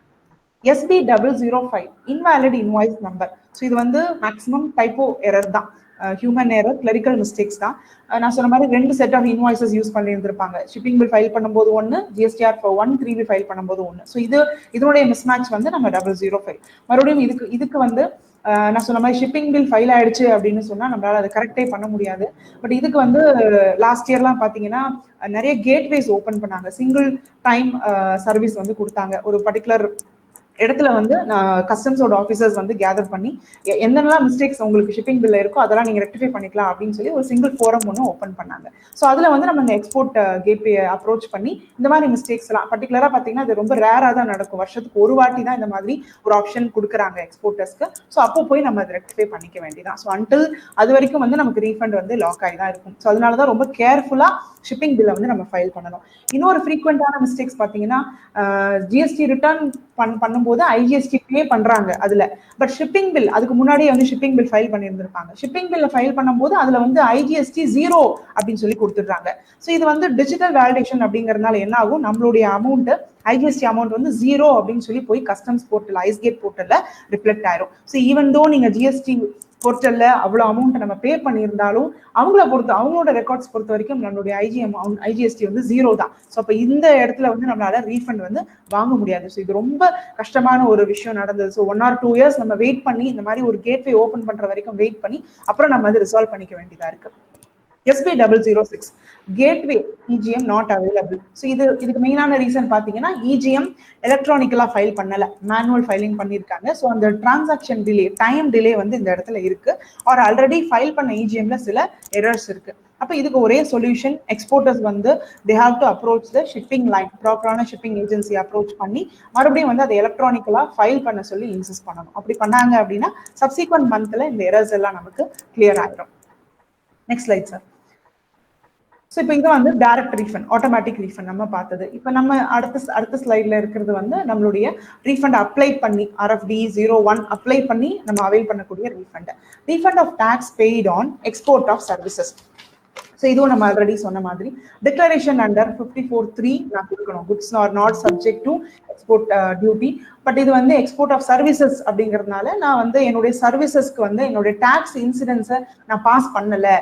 என்னுடைய tax incidence is not passed on to any person, யார்கிட்ட இருந்து நான் டாக்ஸஸ் கலெக்ட் பண்ணல அப்படிங்கறத வந்து மாடிஃபை பண்ணி ஒரு டிக்ளரேஷனா கொடுக்கலாம். பிளஸ் அது போக என்னுடைய இன்புட் டாக்ஸ் கிரெடிட் நான் அவைல் பண்ணியிருக்கிறது எல்லாமே வந்து corresponding only to taxable supplies. அதுல வந்து எக்ஸம்டட் சப்ளையோடது எதுவுமே இல்லை அப்படிங்கிற டிக்ளரேஷனை நான் இந்த இடத்துல கொடுக்கணும். அண்டர்டேக்கிங் அண்டர் செக்ஷன் 16(2)C இது வந்து கிரெடிட் எலிஜிபிலிட்டி. ஸோ சப்ளையர் ரிட்டர்னை ஃபைல் பண்ணியிருக்கணும், ரெசிபியன்டோட 2A ப்ராப்பரா ரிஃப்ளெக்ட் ஆகணும், எந்த விதமான இன்எலிஜிபிலிட்டி கிரைட்டீரியாவும் அதுல வந்து மீட் அவுட் ஆகக்கூடாது. ஸோ அப்படி இருந்ததுன்னா section 16(2)C satisfied, I am very well eligible to claim the refund அப்படின்னு நான் டிக்ளரேஷன் கொடுக்கலாம். செக்ஷன் 42 ஸோ இந்த மிஸ்மேட்ச் கரெக்டா வந்து டாக்ஸஸை பேமெண்ட் பண்ணியிருந்திருக்கணும். சப்ளையர் வந்து தோ வந்து GSTR 1 ஃபைல் பண்ணியிருந்தாலும் 2A ரிஃப்ளெக்ட் ஆயிரும், பட் ஸ்டில் 3B அவருடைய டாக்ஸஸ் அவர் கட்டியிருந்தாதான் இது வந்து it is a valid eligible input tax credit ரீஃபண்டை கிளைம் பண்றதுக்கு. ஸோ அந்த ஒரு பாயிண்ட் வந்து நம்ம வந்து டிக்ளரேஷன் கொடுக்கணும். All the taxes due are paid. So எதுவுமே பெண்டிங் இல்லை. No duplication of credit, duplicate இன்வாய்ஸஸையோ இல்லை டபுள் டைம் கிரெடிட் எடுக்கிறது அந்த மாதிரி எந்த இஷ்யூஸ்மே இல்லை. It is a very clear input tax credit அப்படின்னு சொல்லி நான் டிக்ளரேஷன் கொடுக்கணும். Self declaration under sub rule 1 of rule 91. ஸோ இந்த ரூல்ல தான் வந்து என்னுடைய டிக்ளரேஷன் வந்து நான் என்ன மாதிரி சொல்ல போறேன் அப்படின்னா, இந்த ரீஃபண்ட் அவைல் பண்ற இந்த பீரியடுக்கு 5 years இமீடியட்லி ப்ரொசீடிங், கரெக்டா ரீஃபண்ட் அப்ளை பண்ற டேட்ல இருந்து ஜஸ்ட் பிஃபோர் 5 years ப்ரொசீடிங் இந்த டாக்ஸ் பேயர் வந்து not prosecuted by any offence, அதாவது எந்த விதமான லாலையும் வந்து என்ன ப்ராசிக்யூட் பண்ணல, எந்த விதமான அஃபென்ஸும் நான் கமிட் பண்ணல அண்டர் எனி ஆக்ட் அப்படிங்கிறத வந்து டிக்ளேர் பண்ணணும். அண்ட் ஆல்சோ ஒருவேளை அந்த ப்ராசிக்யூஷன் ஒருவேளை நடந்திருந்தா, ஒருவேளை அஃபென்ஸ் அவர் பண்ணியிருந்தா, டாக்ஸ் பேயர் பண்ணியிருந்தா, அந்த அமௌண்ட் வந்து it has not exceeded 2,50,000 Ruby. அப்ப 2,50,000 நம்ம அஃபென்ஸ் பண்ணியிருந்தா ஓகே அப்படிங்கிற மாதிரி தான் எடுத்துக்கிறாங்க. ஒருவேளை அந்த அமௌண்ட் வந்து எக்ஸீடிங் 2,50,000க்கு மேல நான் அஃபென்ஸ் பண்ணியிருக்கேன், அதுவும் அந்த 5 years இமீடியட்லி ப்ரிசீடிங் 5 years பீரியட்ல நான் பண்ணல அப்படிங்கிற அந்த டிக்ளரேஷன், செல்ஃப் டிக்ளரேஷனை எல்லா டாக்ஸ் போட்டரும் வந்து கொடுக்கணும். ஸோ ரூல் 91க்கு வந்து நமக்கு ஆல்ரெடி ஃபார்மேட்ஸ் வந்து அதுல அவைலபிளா இருக்கு. ஸ்டேட்மெண்ட் 2 அண்டர் ரூல் 89(2)C இதுதான் நம்மளுடைய ரீஃபண்ட் கம்ப்யூட்டேஷன். ஸோ என்ன மாதிரி நான் எக்ஸ்போர்ட்ஸ், என்னுடைய எக்ஸ்போர்ட் டர்ன் ஓவர் எவ்வளோ, என்னுடைய அட்ஜஸ்டட் டர்ன் ஓவர் எவ்வளோ into multiplied by net ITC. So இதுதான் வந்து இந்த ஸ்டேட்மெண்ட் 2 உடைய கம்ப்யூட்டேஷன். ஸோ இதுக்கு வந்து சப்போர்ட்டிங் டாக்குமெண்ட்ஸ் அப்படின்னு பார்த்தீங்கன்னா, ஒருவேளை GSTR 2A என்னுடைய இன்வாய்சஸ் ப்ராப்பரா ரிஃப்ளெக்ட் ஆகலை, சப்ளையர் பண்ண ஏதோ ஒரு மிஸ்டேக்னால என்னுடைய 2A ரிஃப்ளெக்ட் ஆகலை அப்படின்னா, எந்த இன்வாய்ஸ் எல்லாம் ரிஃப்ளெக்ட் ஆகலையோ அதெல்லாம் வந்து நான் ஸ்கேன்டு காப்பீஸா நான் அப்லோட் பண்ணலாம். அப்படி இன்னொரு சப்போர்ட்டிங் டாக்குமெண்ட் என்னுடைய இது வந்து பிகாஸ் இது எக்ஸ்போர்ட் ஆஃப் சர்வீஸ் அப்படிங்கிறதுனால எனக்கு இருக்கிற முக்கியமான ப்ரூஃப் வந்து என்னுடைய பேங்க் ரெமிட்டன்ஸ் சர்டிஃபிகேட், அப்படி இல்லைன்னா foreign invert remittance certificate. So இது ஒருவேளை ஆஃபீஸர் டிமாண்ட் பண்ணாரு, குவரி பண்ணாரு அப்படின்னு சொன்னா இதை நான் வந்து அப்லோட் பண்ணலாம். பட் ஆல்ரெடி வந்து இது நம்ம ஸ்டேட்மெண்ட் 2ல வந்து நம்ம டிக்ளேர் பண்றோம். என்னுடைய பிஆர்சியோட நம்பர், இன்வெர்ட் டேட், என்னைக்கு வந்தது அப்படிங்கிறதெல்லாம் நான் ஆல்ரெடி டிக்ளேர் பண்றேன். ஸோ காப்பீஸ் வந்து தேவையில்லை அன்லஸ் தி ஆஃபீஸர் டிமாண்ட்ஸ், நம்ம கிட்ட கேட்டா நம்ம கொடுத்துக்கலாம். Copy of the GSTR 2A of the relevant period. So அந்த refund period quarterly once-ஆ monthly once-ஆ என்ன பீரியடோ அந்த பீரியடுக்கான 2A நான் டவுன்லோட் பண்ணி PDF-ஆ வந்து நான் அப்லோட் பண்ணணும். Statement of invoices annexure B. So இது வந்து என்னுடைய details of all the inward procurement, சப்ளையரோட name, supplier GSTN, invoice number, date, எவ்வளவு வேல்யூ, என்ன டாக்ஸஸ் பே பண்ணியிருக்கேன் அப்படிங்கிறத ஒரு எக்ஸல்ல நம்ம ப்ரிப்பேர் பண்ணி PDF-ஆ கன்வெர்ட் பண்ணி அப்லோட் பண்ணலாம். ஸோ இது எல்லாமே வந்து ஃபார் எக்ஸ்போர்ட் ஆஃப் சர்வீசஸ். அடுத்த ஸ்லைட் சார். நெக்ஸ்ட் பாத்தீங்கன்னா refund and account of supply to SEZ unit or developer without payment of tax. So இது வந்து செஸ் சப்ளை. இதுக்கு முன்னாடி பார்த்த ரெண்டு எக்ஸ்போர்ட் சப்ளைஸை விட இது கொஞ்சம் டிஃப்ரெண்ட். பிகாஸ் இதுல வந்து சில எக்ஸ்ட்ரா ப்ரொவிஷன்ஸ் வந்து நம்ம எக்ஸ்ட்ரா கண்டிஷன்ஸ் வந்து நம்ம வந்து மீட் அவுட் பண்ணணும். அப்பதான் வந்து நம்மளுடைய ரீஃபண்ட் ப்ராசஸ் வந்து ரொம்ப கிளியரா இருக்கும். ஸோ நம்ம ஆல்ரெடி சொன்ன மாதிரி டிக்ளரேஷன் அண்டர் 54(3). ஸோ எக்ஸ்போர்ட் இது வந்து செஸ் சப்ளை தான், பட் ஸ்டில் வந்து இந்த டிக்ளரேஷன் வந்து கேட்குறாங்க, டிமாண்ட் பண்றாங்க. எக்ஸ்போர்ட் டியூட்டி இல்லை, கஸ்டம் டியூட்டி டிராபேக் நான் அவைல் பண்ணல, டாக்ஸ் இன்சூரன்ஸ் வந்து நான் பாஸ் அவுட் பண்ணல யாருக்குமே. பிளஸ் அது போக என்னுடைய ஐடிசி வந்து எலிஜிபிள் தான், டாக்ஸஸை கரெக்டாக பேமெண்ட் பண்ணிட்டேன் அப்படிங்கிற டிக்ளரேஷன் 54(3)ல நான் கொடுக்குறேன். And statement 5 under rule 89(2)(d). So 89(2)(d) அப்படிங்கிறது ஒரு எக்ஸல் டீடைல்ஸ் தான். அதுல என்ன நான் ஃபில் பண்ண போறேன் அப்படின்னா, இன்வாய்ஸ் வைஸ் டீடைல், என்னுடைய சப்ளை பில்ஸ், செஸ்ஸுக்கு சப்ளை பண்ண எல்லா சப்ளை அவுட்வர்ட் சப்ளை பில்ஸினுடைய data, invoice date, invoice number, GSTN, அந்த செஸ் யூனிட்டோட அட்ரஸ், லொகேஷன், இது வேல்யூ ஆஃப் த சப்ளை, இது எல்லாமே வந்து அதில் நான் ஃபில் பண்ணணும். பிளஸ் இதுல வந்து இன்னொரு எக்ஸ்ட்ரா ஒரு அடிஷன், அதாவது அந்த பர்டிகுலர் சேல்ஸ் இன்வாய்ஸை செஸ் யூனிட் வந்து என்டார்ஸ் பண்ணியிருக்கணும். என்டார்ஸ் அப்படின்னு நம்ம சொல்லும்போது செஸ்னுடைய அத்தரைஸ்டு ஆபரேஷனுக்காகத்தான் இந்த சப்ளை வந்து நடந்திருக்கு அப்படின்னு சொல்லி ஒரு பர்டிகுலர் ஆஃபீஸர், அவர் செஸ் ஆஃபீஸர் தான், ஸ்பெஷல் ஆஃபீஸர், அந்த ஆஃபீஸரை வந்து ஒரு சீலோ இல்லை ஏதோ ஒரு சைனோ வந்து அந்த இன்வாய்ஸ்ல வந்து அஃபிக்ஸ் பண்ணியிருக்கணும். அப்படி பண்ணியிருந்தாலும் இது எல்லாமே வந்து வேலிட் சப்ளை இன்வாய்சஸ் அப்படின்னு நம்ம சொல்லலாம். அடுத்தது 89(2)(e). 89(2)(e) அப்படிங்கிறது மறுபடியும் இதே சேல்ஸ் டீடைல்ஸ் தான், இன்வாய்ஸ் டீடைல்ஸ் தான் நான் அப்லோட் பண்றேன்.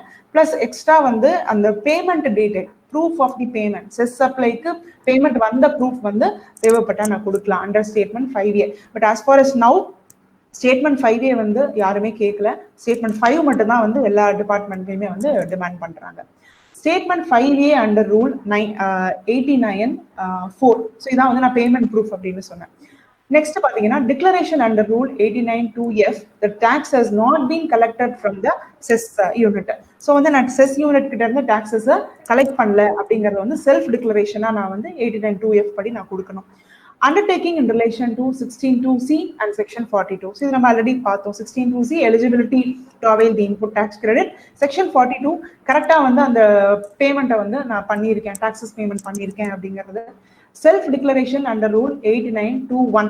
ஒருவேளை என்னுடைய ரீஃபண்ட் கிளைம் வந்து இட் இஸ் பிலோ 2 lakh அப்படின்னு சொன்னா செல்ஃப் டிக்ளரேஷனே போதுமானது. 89(2)(1) படி செல்ஃப் டிக்ளரேஷனே போதுமானது.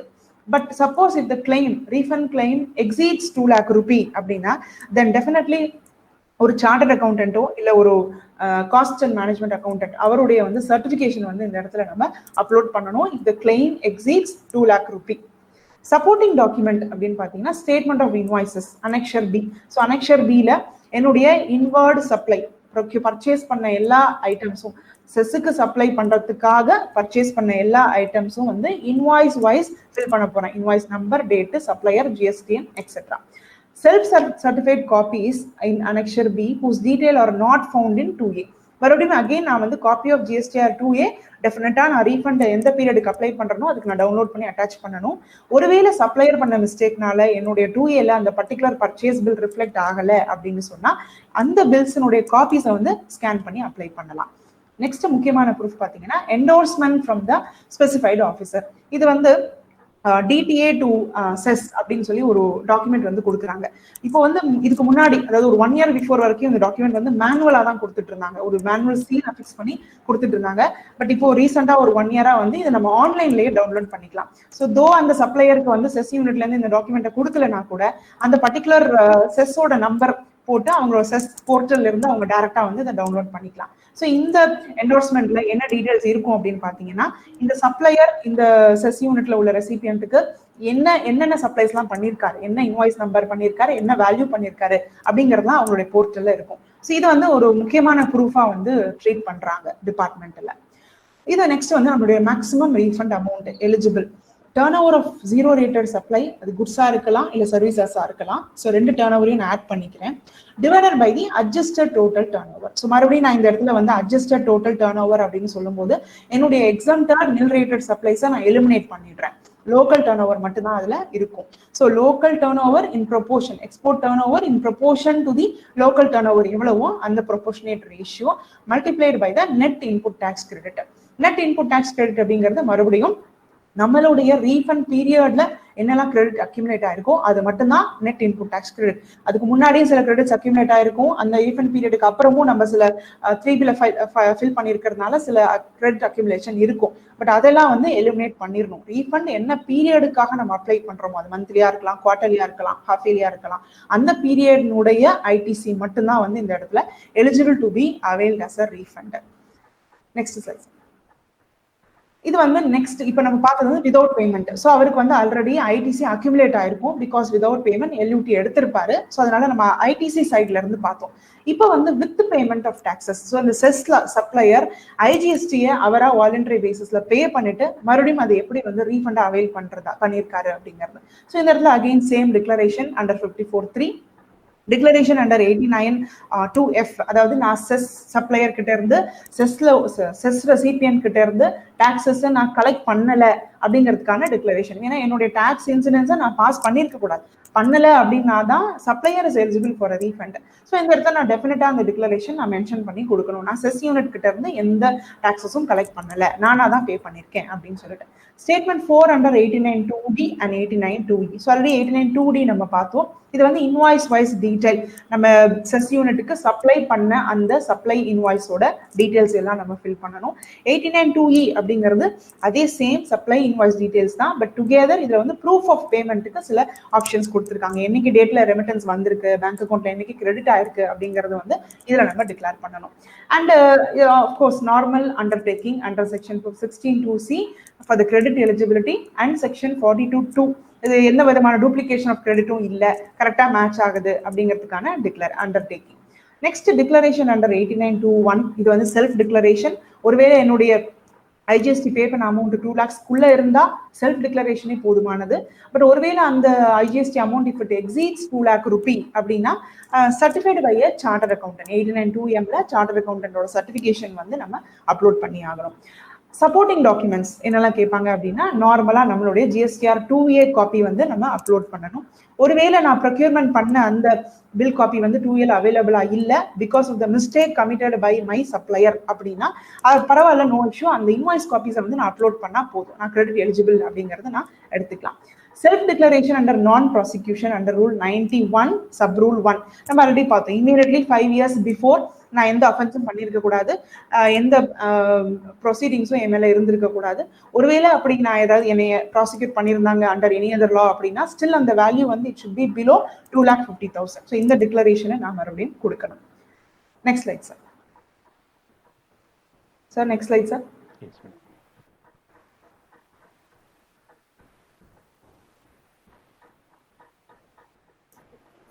Jayakumar. Yes sir. Okay. Refund of ITC accumulated due to inverted duty structure. So இது நம்ம ஆல்ரெடி ஒரு ஸ்டார்டிங்ல நம்ம பார்த்தோம். இன்புட் டாக்ஸ் ரேட் வந்து ஹையரா இருக்கு, அவுட்புட் டாக்ஸ் ரேட் வந்து கம்மியா இருக்கு. ஸோ அந்த ஹெட்ல நம்ம கிளைம் பண்ணும்போது என்னென்ன டாக்குமெண்ட்ஸ் நம்ம கொடுக்க போறோம் அப்படின்னா, undertaking under 54(3) sub rule clause வந்து 2. ஸோ இந்த கிளாஸ் 2ல என்ன சொல்லியிருக்காங்க அப்படின்னா, நான் கிளைம் பண்ணியிருக்கேன் இந்த ரீஃபண்ட் வந்து wholly 100% வந்து it is because of the reason input tax rate is higher than the output tax. So அத வந்து நான் இங்க வந்து டிக்ளரேஷனா வந்து கவர்மெண்ட்டுக்கு கொடுக்கணும். Undertaking in relation to section 16(2)C 42 இது நம்ம ஆல்ரெடி பார்த்தோம். 16(2)C credit eligibility, section 42 அந்த சப்ளையர் ஃபைல் பண்ணியிருக்கணும், கரெக்டா 2A ரிஃப்ளெக்ட் ஆயிருக்கணும், நோ டூப்ளிகேஷன், நோ மிஸ்மேட்ச், இது ரெண்டும் வந்து நான் சாட்டிஸ்ஃபை ஆயிருக்கணும். Statement 1 under rule 89(5). ஸோ இந்த 89(5) அப்படிங்கிறது நத்திங் பட் நம்மளுடைய ரீஃபண்ட் கம்ப்யூட்டேஷன். அது நான் கீழே கொடுத்துருக்கேன், ஃபார்முலா கொடுத்துருக்கேன். இந்த ஃபார்முலா யூஸ் பண்ணி தான் நம்மளால maximum eligible refund for inverted duty structure என்ன அப்படிங்கறத நம்ம கம்ப்யூட் பண்ண முடியும். Statement 1A under 89(2)H. இந்த 89(2)H அப்படிங்கிறது என்ன அப்படின்னா ஆல்ரெடி நம்ம பார்த்துட்டோம். என்னுடைய இன்வாய்ஸ் வைஸ் டீட்டெயில் வந்து நான் அதில் ஃபில் பண்ண போறேன். Self declaration under 89(2)(1). ஒருவேளை ரீஃபண்ட் அமௌண்ட் லெஸ் தேன் 2 lakhனா செல்ஃப் டிக்ளரேஷனே போதும். சப்போஸ் இஃப் இட் எக்ஸீட்ஸ் 2 lakhனா certified by charter accountant under rule 89(2) அவசியம். Supporting documents, statement of invoices annexure B. So இது வந்து என்னுடைய ஸ்டேட்மெண்ட் 1A நான் அவுட்வர்ட் சப்ளை டீடைல்ஸ் கொடுத்தேன். ஸ்டேட்மெண்ட் B அனெக்ஷர் B என்னுடைய இன்வர்டு ப்ரொக்யூர்மெண்ட் இன்புட் மெட்டீரியல்ஸினுடைய டீடைல்ஸை வந்து இன்வாய்ஸ் வைஸ் வந்து நான் கொடுக்க போறேன். ஒருவேளை என்னுடைய ப்ரொக்யூர்மெண்ட் பில் 2A ரிஃப்ளெக்ட் ஆகல, பர்ச்சேஸ் பில் 2A ரிஃப்ளெக்ட் ஆகல அப்படின்னா அந்த சர்டிஃபைட் எந்த பில்லெல்லாம் ரிஃப்ளெக்ட் ஆகலையோ அதனுடைய காப்பீஸை மட்டும் செப்பரேட்டா அப்லோட் பண்ணலாம். Or otherwise copy of the GSTR 2A itself is sufficient. So 2A download பண்ணி PDF நான் அப்லோட் பண்ணிடலாம். ஸோ இந்த ரீஃபண்ட் ஃபார்முலா இந்த இன்வெர்டட் டியூட்டி ஸ்ட்ரக்சருக்கு மட்டும் ஸ்லைட்லி டிஃப்ரெண்ட். ஏன் அப்படின்னா நம்ம வந்து ஆல்ரெடி வந்து டாக்ஸஸை வந்து பே பண்ணியிருக்கோம், அதாவது இன்புட்லேருந்து ஆஃப்செட் பண்ணி நம்ம அவுட்புட் டாக்ஸை பே பண்ணியிருக்கோம். ஸோ ஆல்ரெடி பே பண்ண டாக்ஸஸை வந்து இதுலேருந்து நான் வந்து டிடக்ட் பண்ணிக்க போகிறேன் என்னுடைய ரீஃபண்ட் கிளைம்ல இருந்து. So turnover of inverted rated supply of goods or services, அது ரெண்டு குட்ஸாகவும் இருக்கலாம் சர்வீசஸாகவும் இருக்கலாம், அதனுடைய turnover divided by the adjusted total turnover. Adjusted total turnover அப்படிங்கிறது இங்க நான் சொல்றது என்னுடைய nil rated exempted turnover exclude பண்ணிட்டு லோக்கல் turnover மட்டும்தான் அதுல இருக்க போகுது. multiplied by the net ITC.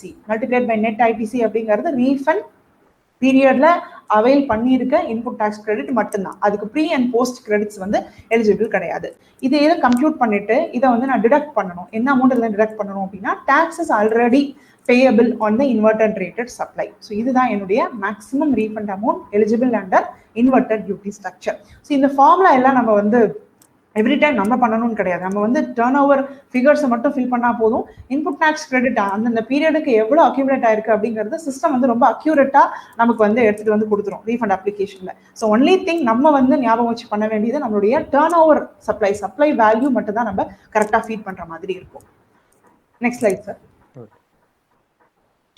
So இது வந்து நெக்ஸ்ட் கேட்டகரி அப்படின்னு பார்த்தீங்கன்னா an account of refund by recipient of deemed export. So நம்ம ஆல்ரெடி ஃபர்ஸ்ட் ஸ்லைட் பார்க்கும்போது நான் சொன்னேன் refund by recipient of deemed எக்ஸ்போர்ட்டுக்கும் refund by supplier of deemed எக்ஸ்போர்ட்டுக்கும் ரெண்டுத்துக்குமே ஒரு லிங்க் இருக்கு. ரெண்டுத்துல யாராவது ஒருத்தர் மட்டும்தான் வந்து அவங்களுடைய ரீஃபண்டை கிளைம் பண்ணலாம். ஸோ ஒருவேளை ரெசிபியன்ட் கிளைம் பண்றாரு அப்படின்னா டிக்ளரேஷன் அண்டர் 89(2G) இந்த டிக்ளரேஷன்ல வந்து ஸ்டேட்மெண்ட் having invoice details என்னெல்லாம் சப்ளைஸ் எல்லாம் ப்ரொக்யூர் பண்ணியிருக்கேன் அப்படிங்கிறதுக்கான டீட்டெயில்ஸை வந்து இந்த டீம்ட் எக்ஸ்போர்ட் ரெசிபியன்ட் டிக்ளேர் பண்ணணும். Statement 5B under rule 89(2G). 89(2G) அப்படிங்கிறது மறுபடியும் இந்த இன்வாய்ஸ் வைஸ் டீட்டெயில்ஸ் தான் plus with added with proof of the payment. Undertaking in relation to 16(2C) 42(2). So இது வந்து என்னுடைய credit eligibility duplication of credit இருக்கக்கூடாது, கரெக்டாக மேட்ச் ஆயிருக்கணும் GSTR 2A. ஸோ அந்த அண்டர்டேக்கிங். Self declaration under 89(2(1). ஒருவேளை ரீஃபண்ட் கிளைம் பிலோ 2 lakh இருந்தா self declaration. ஒருவேளை if it is exceeding 2 lakh ரூபியா இருந்தா certification from a chartered accountant is necessary.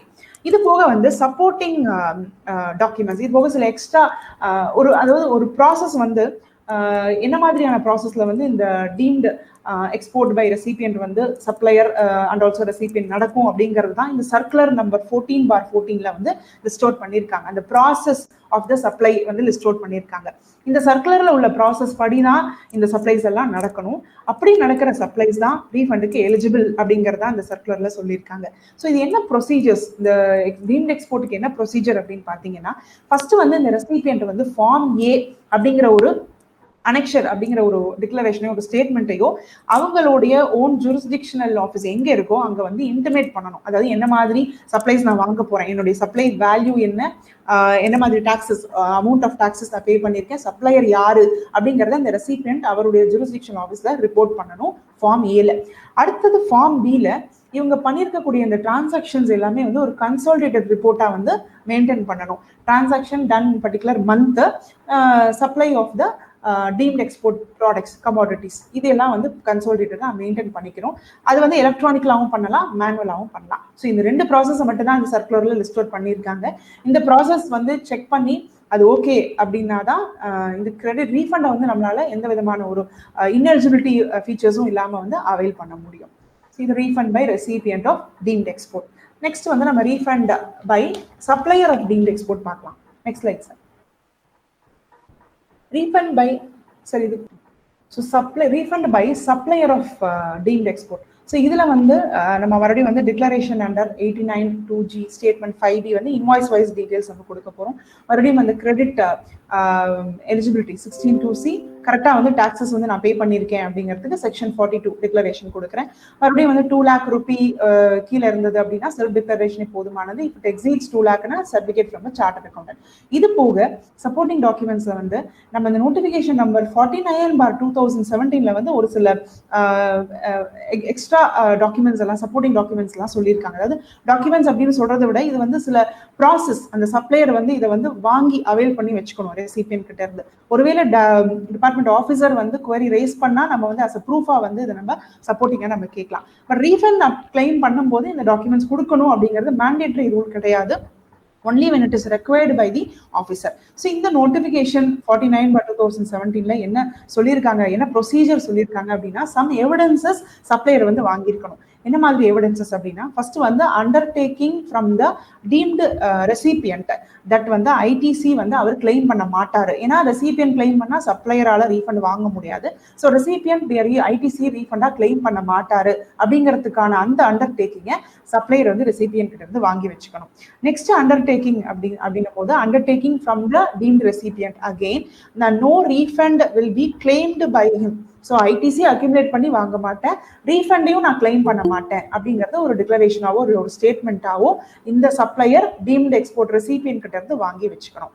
And plus in addition to it signed invoice copy, ரெசிபியன்ட்க்கு கொடுக்குற அந்த invoice copy அந்த particular officer jurisdictional officer வந்து prove எவிடன்ஸா வந்து கன்சிடர் பண்ணியிருந்திருக்கணும். ஸோ அதுக்கு அவருடைய சீல் வந்து இந்த இடத்துல சீல் அண்ட் சைன் வந்து ரொம்ப முக்கியம். இது வந்து டீம்ட் எக்ஸ்போர்ட் தான், இந்த பர்டிகுலர் என்டிட்டிஸ்க்கு கீழே தான் இது சப்ளை ஆயிருக்கு, நம்மளுடைய software technology park, hardware technology park, supply of gold advance authorisation ஸ்கீமுக்கு கீழே தான் இந்த சப்ளை நடந்திருக்கு அப்படிங்கிறதுக்கான ஒரு ப்ரூஃப் வந்து அவங்க இன்வாய்ஸ்ல வந்து சீல் பண்ணணும். ஸோ இதை வந்து ஒரு பேசிக் டாக்குமெண்டா சப்ளையர் வந்து வாங்கி வச்சிருக்கணும். ஸோ இந்த 3 டாக்குமெண்ட் வாங்கி வச்சிருக்கலாம். ஒருவேளை ரீஃபண்ட் கிளைம் பண்ணும்போது ஆஃபீஸர் டிமாண்ட் பண்ணா மட்டும் இதை நம்ம சப்போர்ட்டிங் டாக்குமெண்ட்டா அப்லோட் பண்ணலாம், அதர்வைஸ் வந்து தேவைப்படாது. Next slide sir. Next refund of excess payment of taxes. So இது வந்து நம்ம தப்பா பே பண்ண டாக்ஸஸ், அதாவது இதுக்கப்புறம் எனக்கு பிசினஸ் கிடையாது, வைண்ட் அப் பண்றேன், பட் ஸ்டில் கிரெடிட் கேஷ் லெட்ஜர்ல டாக்ஸஸ் இருக்கு, எப்படி நான் அவைல் பண்ணலாம் அப்படின்னா நம்ம இந்த ஹெட்ல வந்து அவைல் பண்ணலாம். ஸோ இது நான் ஆல்ரெடி கிரெடிட் லெட்ஜர்ல இருக்கிற டாக்ஸஸையோ இல்லை நான் கேஷ் மூலமா கட்டின டாக்ஸஸ் வந்து ப்ராப்பரா எலிஜிபிலிட்டி இருக்கா அப்படிங்கிறதுக்கு செக்ஷன் 16(2)C செக்ஷன் 42 நான் வந்து சாட்டிஸ்ஃபை பண்ணியிருந்திருக்கணும். மறுபடியும் வந்து ரீஃபண்ட் அமௌண்ட் வந்து மோர் தேன் 2 lakh அப்படின்னா சிஎஸ் சர்டிஃபிகேட் நெசசரி, இல்லை அப்படின்னா செல்ஃப் டிக்ளரேஷனே போதுமானது. ஸ்டேட்மெண்ட் 7 under 82(2)K அப்படிங்கிறது நத்திங், நம்மளுடைய கேஷ் லெஜர்லையும் கிரெடிட் லெஜர்லையும் எவ்வளவு அமௌண்ட் இருக்கு அப்படிங்கிறது தான் இந்த ஸ்டேட்மெண்ட் 7ல வந்து ரிஃப்ளெக்ட் ஆகும். ஸோ அதுல இருந்து நம்ம ரீஃபண்ட் கம்ப்யூட்டேஷன் எடுத்துக்கலாம். நெக்ஸ்ட் ஹெட், இது வந்து ரொம்ப சிம்பிளான ஹெட் தான், பிகாஸ் இதுக்கு வந்து நம்ம சப்போர்ட்டிங் டாக்குமெண்ட்ஸ் பெருசா ஒன்றும் கிடையாது. கேஷ் கட்டினதுக்கு கேஷ் சலான் தான் மெயினான ப்ரூஃப், கேஷ் லெட்ஜர் காப்பி தான் மெயினான ப்ரூஃப். ஸோ இது மட்டும் கேட்டா நம்ம அப்லோட் பண்ணிக்கலாம். Refund of tax paid on intra-state supply subsequently held to be interstate. நான் வந்து சிஜிஎஸ்டி எஸ்டிஎஸ்டில தப்பா டாக்ஸஸ் கட்டிட்டேன், மறுபடியும் ஐஜிஎஸ்டில கரெக்டா கட்டினதுனால சிஜிஎஸ்டி எஸ்டிஎஸ்டில வந்து எனக்கு ஆல்ரெடி வந்து எக்ஸஸா கேஷஸ் இருக்கு அப்படிங்கிறது. பட் இந்த ரீஃபண்ட் பொறுத்த வரைக்கும் இப்போதைக்கு வந்து it is of no use அப்படின்னு சொல்லலாம். ஏன் அப்படின்னா நமக்கு வந்து ஆல்ரெடி April 4th இருந்து ஜிஎஸ்டி PMT 07 அப்படிங்கிற ஃபார்மை வந்து நமக்கு கொண்டு வந்துட்டாங்க. இப்ப நான் சொல்றது இந்த சினாரியோ வந்து தப்பா கட்டின டாக்ஸஸை யூட்டிலைஸ் பண்ணாம கிரெடிட்ல கேஷ் லெட்ஜர்ல இருக்கிற அமௌண்ட்டை தான் நான் சொல்றேன். நீங்க ஒருவேளை சப்ளை அதுல டிக்ளேர் பண்ணி யூட்டிலைஸ் பண்ணிட்டீங்கன்னா அப்ப நீங்க இந்த ஹெட்ல போய் தான் ரீஃபண்டா நம்ம அப்ளை பண்ண முடியும்.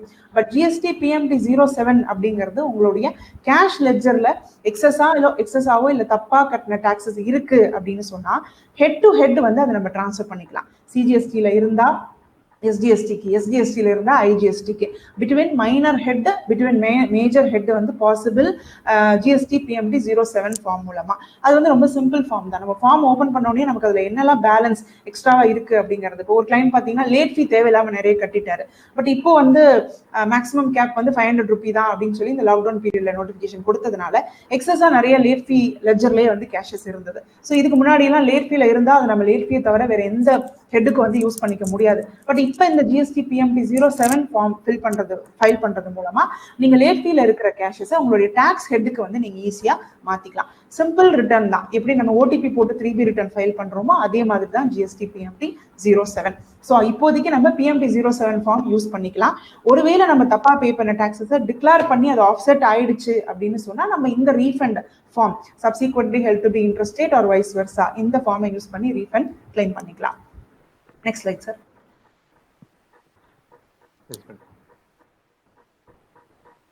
Sir next slide sir. Next slide. Next தானே அது? இல்ல சார், ஒரு அங்க வந்து சாரி சார், கரெக்ட் தான் சார். சார் ஸோ இது வந்து refund on account of assessment, provisional assessment, appeals. So நம்ம ஆல்ரெடி ஃபர்ஸ்ட் ஸ்லைட்ல நான் டிஸ்கஸ் பண்ண மாதிரி ஒருவேளை டிமாண்ட் எனக்கு அரைஸ் ஆகி நான் அதுக்கான டாக்ஸஸை நான் பே பண்ணிட்டேன். பட் சப்சீக்வெண்டா டிமாண்ட் எனக்கு ஃபேவரா, ஆர்டர் எனக்கு ஃபேவரா வந்துருச்சு அப்படின்னு சொல்லும்போது அந்த எக்ஸஸ் டாக்ஸ் ஆல்ரெடி கட்டினதை வந்து நம்ம ஆர்டர் நம்பர் கோட் பண்ணி நான் ரீஃபண்டா நான் கிளைம் பண்ணிக்கலாம். இதுக்கு வந்து ஜஸ்ட் நம்மளுடைய செல்ஃப் டிக்ளரேஷன் மட்டும்தான் தேவை. வேற எந்த சப்போர்ட்டிங் டாக்குமெண்ட்ஸும் நமக்கு தேவையில்லை. பிகாஸ் ஆர்டர் மட்டும் தான் நமக்கு ஒரே ஒரு ப்ரூஃப் நம்ம கையில இருக்கும். ஸோ அந்த ஆர்டர் நம்பர் கோட் பண்ணாலே போதும். இதுல எந்த விதமான வேற சப்போர்ட்டிங் டாக்குமெண்ட்ஸோ இல்லை ஒரு கிளாரிஃபிகேஷனோ டிபார்ட்மெண்ட் சைட்ல இருந்து கேட்க மாட்டாங்க. ஸோ டிக்ளரேஷன் மட்டும் கொடுத்தா போதும். பிலோ 2 lakhனா செல்ஃப் டிக்ளரேஷன் போதுமானது. அபவ் 2 lakhனா சார்ட்டர் அக்கௌண்டன்டோட டிக்ளரேஷன் போதுமானது. Undertaking in relation to section 16(2)(c), section 42 இந்த அண்டர்டேக்கிங் வந்து இந்த அசஸ்மெண்ட்டுக்கு அப்ளை ஆகாது.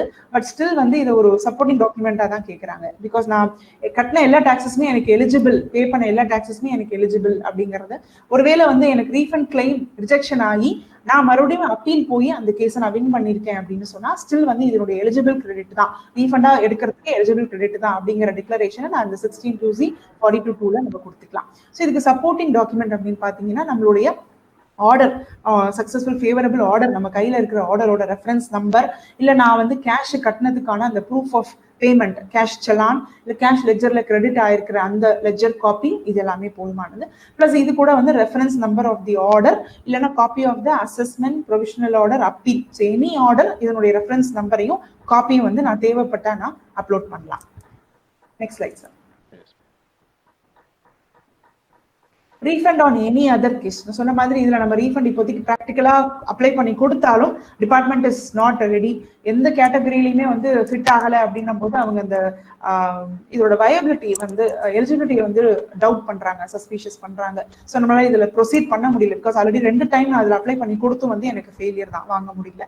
ஸோ ஒருவேளை நம்ம இதுல பண்றதா இருந்தா ஆப்ஷன்ஸ் என்ன கொடுத்துருக்காங்க அப்படின்னா செல்ஃப் டிக்ளரேஷன், எக்ஸீடிங் 2 lakh இருந்தா charter accountant declaration, undertaking in section 16(2)(42) eligible credit தான், கரெக்டா பே பண்ண டாக்ஸஸ் தான், டூப்ளிகேட் டாக்ஸஸ், டூப்ளிகேட் ஐடிசி நான் கிளைம் பண்ணல அப்படிங்கிறதுக்கு ப்ரூஃப். சப்போர்ட்டிங் டாக்குமெண்ட் அப்படின்னு பார்த்தா இது வந்து it's option of the tax payer தான். Any document in support of the claim, என் கையில என்ன எலிஜிபிலிட்டி இருக்கோ, என்ன நான் வந்து கரெக்டான ப்ரூஃப்னு பே நினைக்கிறேனோ அந்த டாக்குமெண்ட்டை வந்து நான் அப்லோட் பண்ணலாம். பட் இது எல்லாமே வந்து subject to validation by the department. Next slide sir. இப்போ அடுத்தது பாத்தீங்கன்னா நம்மளுடைய இதுதான் நம்மளுடைய கேட்டகரிஸ் ஆஃப் ரீஃபண்ட். மேக்ஸ் இந்த ஹெட்ல மட்டும்தான் நம்மளால ரீஃபண்ட் அண்டர் ஜிஎஸ்டியை நம்ம கிளைம் பண்ண முடியும். இது போக இன்னொரு எக்ஸ்ட்ரா ஹெட் இருக்கு, அது நம்ம ஆல்ரெடி பார்த்தோம். Automatic refund from the customs portal. ஒருவேளை export of goods with payment பண்ணியிருந்தேன் அப்படின்னா இந்த கேட்டகரியில வராது. That is dealt in automatic refund. So இப்போ வந்து இதெல்லாம் வந்து refund forms. So starting from RFD 01 ரீஃபண்டை வந்து நான் அப்ளை பண்றேன். ஸ்டார்டிங் அதுதான் RFD 01. நான் ரீஃபண்ட் அப்ளை பண்ண உடனேயே வித்தின் 15 டேஸ்க்குள்ளார வந்து எனக்கு ARN ஜென்ரேட் பண்ணி அக்னாலஜ்மெண்ட்டை கொடுத்துடணும். So RFD 02.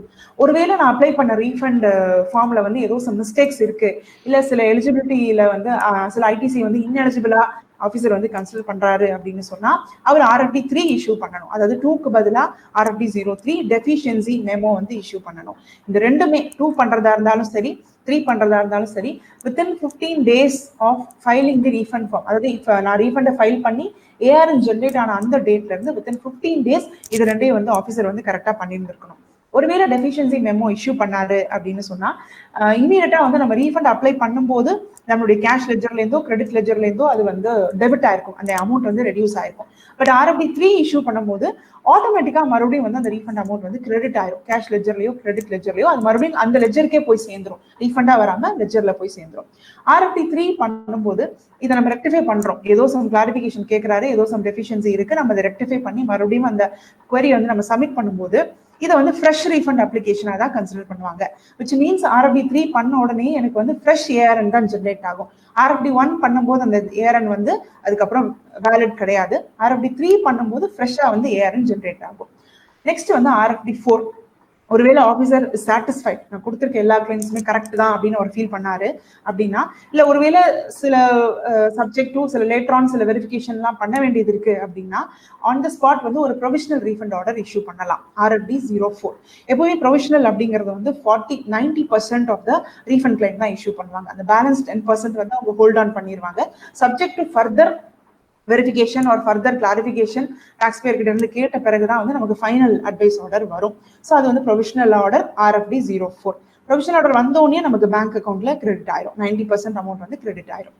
நெக்ஸ்ட் வந்து RFD05. சம்டைம்ஸ் வந்து RFD2ல இருந்து டைரக்டா வந்து பேமெண்ட் அட்வைஸ்க்கு போயிடலாம்.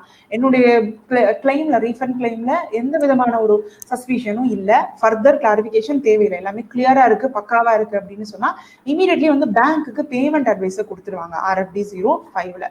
அடுத்தது RFD06ல என்னுடைய final refund claim order. So இது வந்து ரீஃபண்ட் கிளைமா இருக்கலாம் இல்லை ரிஜெக்ஷனா இருக்கலாம், பட் இதுதான் வந்து ஃபைனல். இதுல கொடுத்துருக்க அமௌண்ட் தான் வந்து எனக்கு பேங்க்ல கிரெடிட் ஆகும்.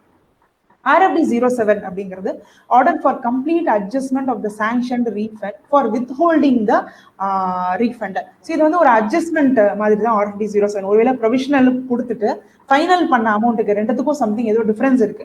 ப்ரொவிஷனல் பண்ணும்போது 90% பண்ணாங்க, ஃபைனல் பண்ணும்போது 80% தான் பண்ணியிருக்காங்க. ஏன்னா ஸ்டில் அதில் 10% வந்து கிரெடிட் வந்து எலிஜிபிள் இல்லை அப்படின்னு சொல்லி ஃபர்தர் வெரிஃபிகேஷன்ல தெரிய வருது அப்படின்னா இந்த டிஃபரன்ஸை அட்ஜஸ்ட் பண்றதுக்காக நம்ம RFD7 வந்து இஷ்யூ பண்ணுவாங்க. Next slide, sir. Yes.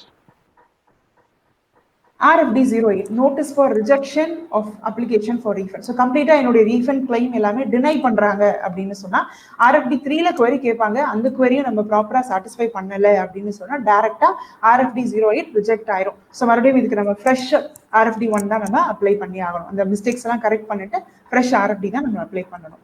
RFD09 ஒருவேளை 8ல வந்து எனக்கு சில query போட்டிருக்காங்க, கிளாரிபிகேஷன் கேட்டிருக்காங்க அப்படின்னு சொன்னா நான் வந்து RFD09 மூலமா அந்த நோட்டீஸ்க்கு வந்து நான் ரிப்ளை பண்ணலாம். ஸோ இது ஒன்லி மியர் ரிப்ளை சப்மிஷன் தான். RFD9 அப்படிங்கிறது மியர் ரிப்ளை சப்மிஷன் தான். Next RFD10. ஸோ இது வந்து எல்லாருக்கும் அப்ளிகபிள் ஆகாது. It is applicable only to the foreign embassy, diplomatic mission, multilateral financial or institution or organisation, இவங்களுக்கு மட்டும்தான் இந்த ரீஃபண்ட் அப்ளிகபிள். இவங்களுக்கு எதனால இந்த ரீஃபண்ட் வருது அப்படின்னு சொன்னா அவங்களுடைய பர்ச்சேசஸ்ல வந்து ITC வந்து அக்யூமுலேட் ஆயிருக்கும். பிகாஸ் அவங்களுடைய அவுட்புட் சப்ளை வந்து நில்லு. ஸோ அப்போ இன்புட் ஒன் சைட்ல பார்க்கும்போது இன்புட் டாக்ஸ் கிரெடிட் வந்து அக்யூமுலேட் ஆயிருக்கும். அவங்களுடைய ஆஃபீஸ் எக்ஸ்பெண்டிச்சருக்காக ப்ரொக்யூர்மெண்ட் பண்ணியிருந்திருக்கலாம். ஸோ இந்த மாதிரி ITC வந்து அவங்க ரீஃபண்டா கிளைம் பண்ணியிருக்கலாம். RFD10A refund by canteen store department. So இது வந்து டைரக்டா சென்ட்ரல் கவர்மெண்ட் கண்ட்ரோலுக்கு கீழே வருது. அந்த மிலிட்ரி பீப்புளுக்கெல்லாம் சப்ளைஸ் பண்றது. இது வந்து சிமிலர் டு சூப்பர் மார்க்கெட் மாதிரி தான், எல்லா ப்ராடக்ட்ஸும் நமக்கு அவைலபிளா இருக்கும். அவங்க இன்வர்டு சப்ளை பண்றது டாக்ஸ் போட்டு தான் வாங்கியிருப்பாங்க. எந்தெந்த சப்ளையர் கிட்ட எல்லாம் வாங்கணுமோ அவங்ககிட்ட டாக்ஸ் பே பண்ணி தான் வாங்கியிருப்பாங்க.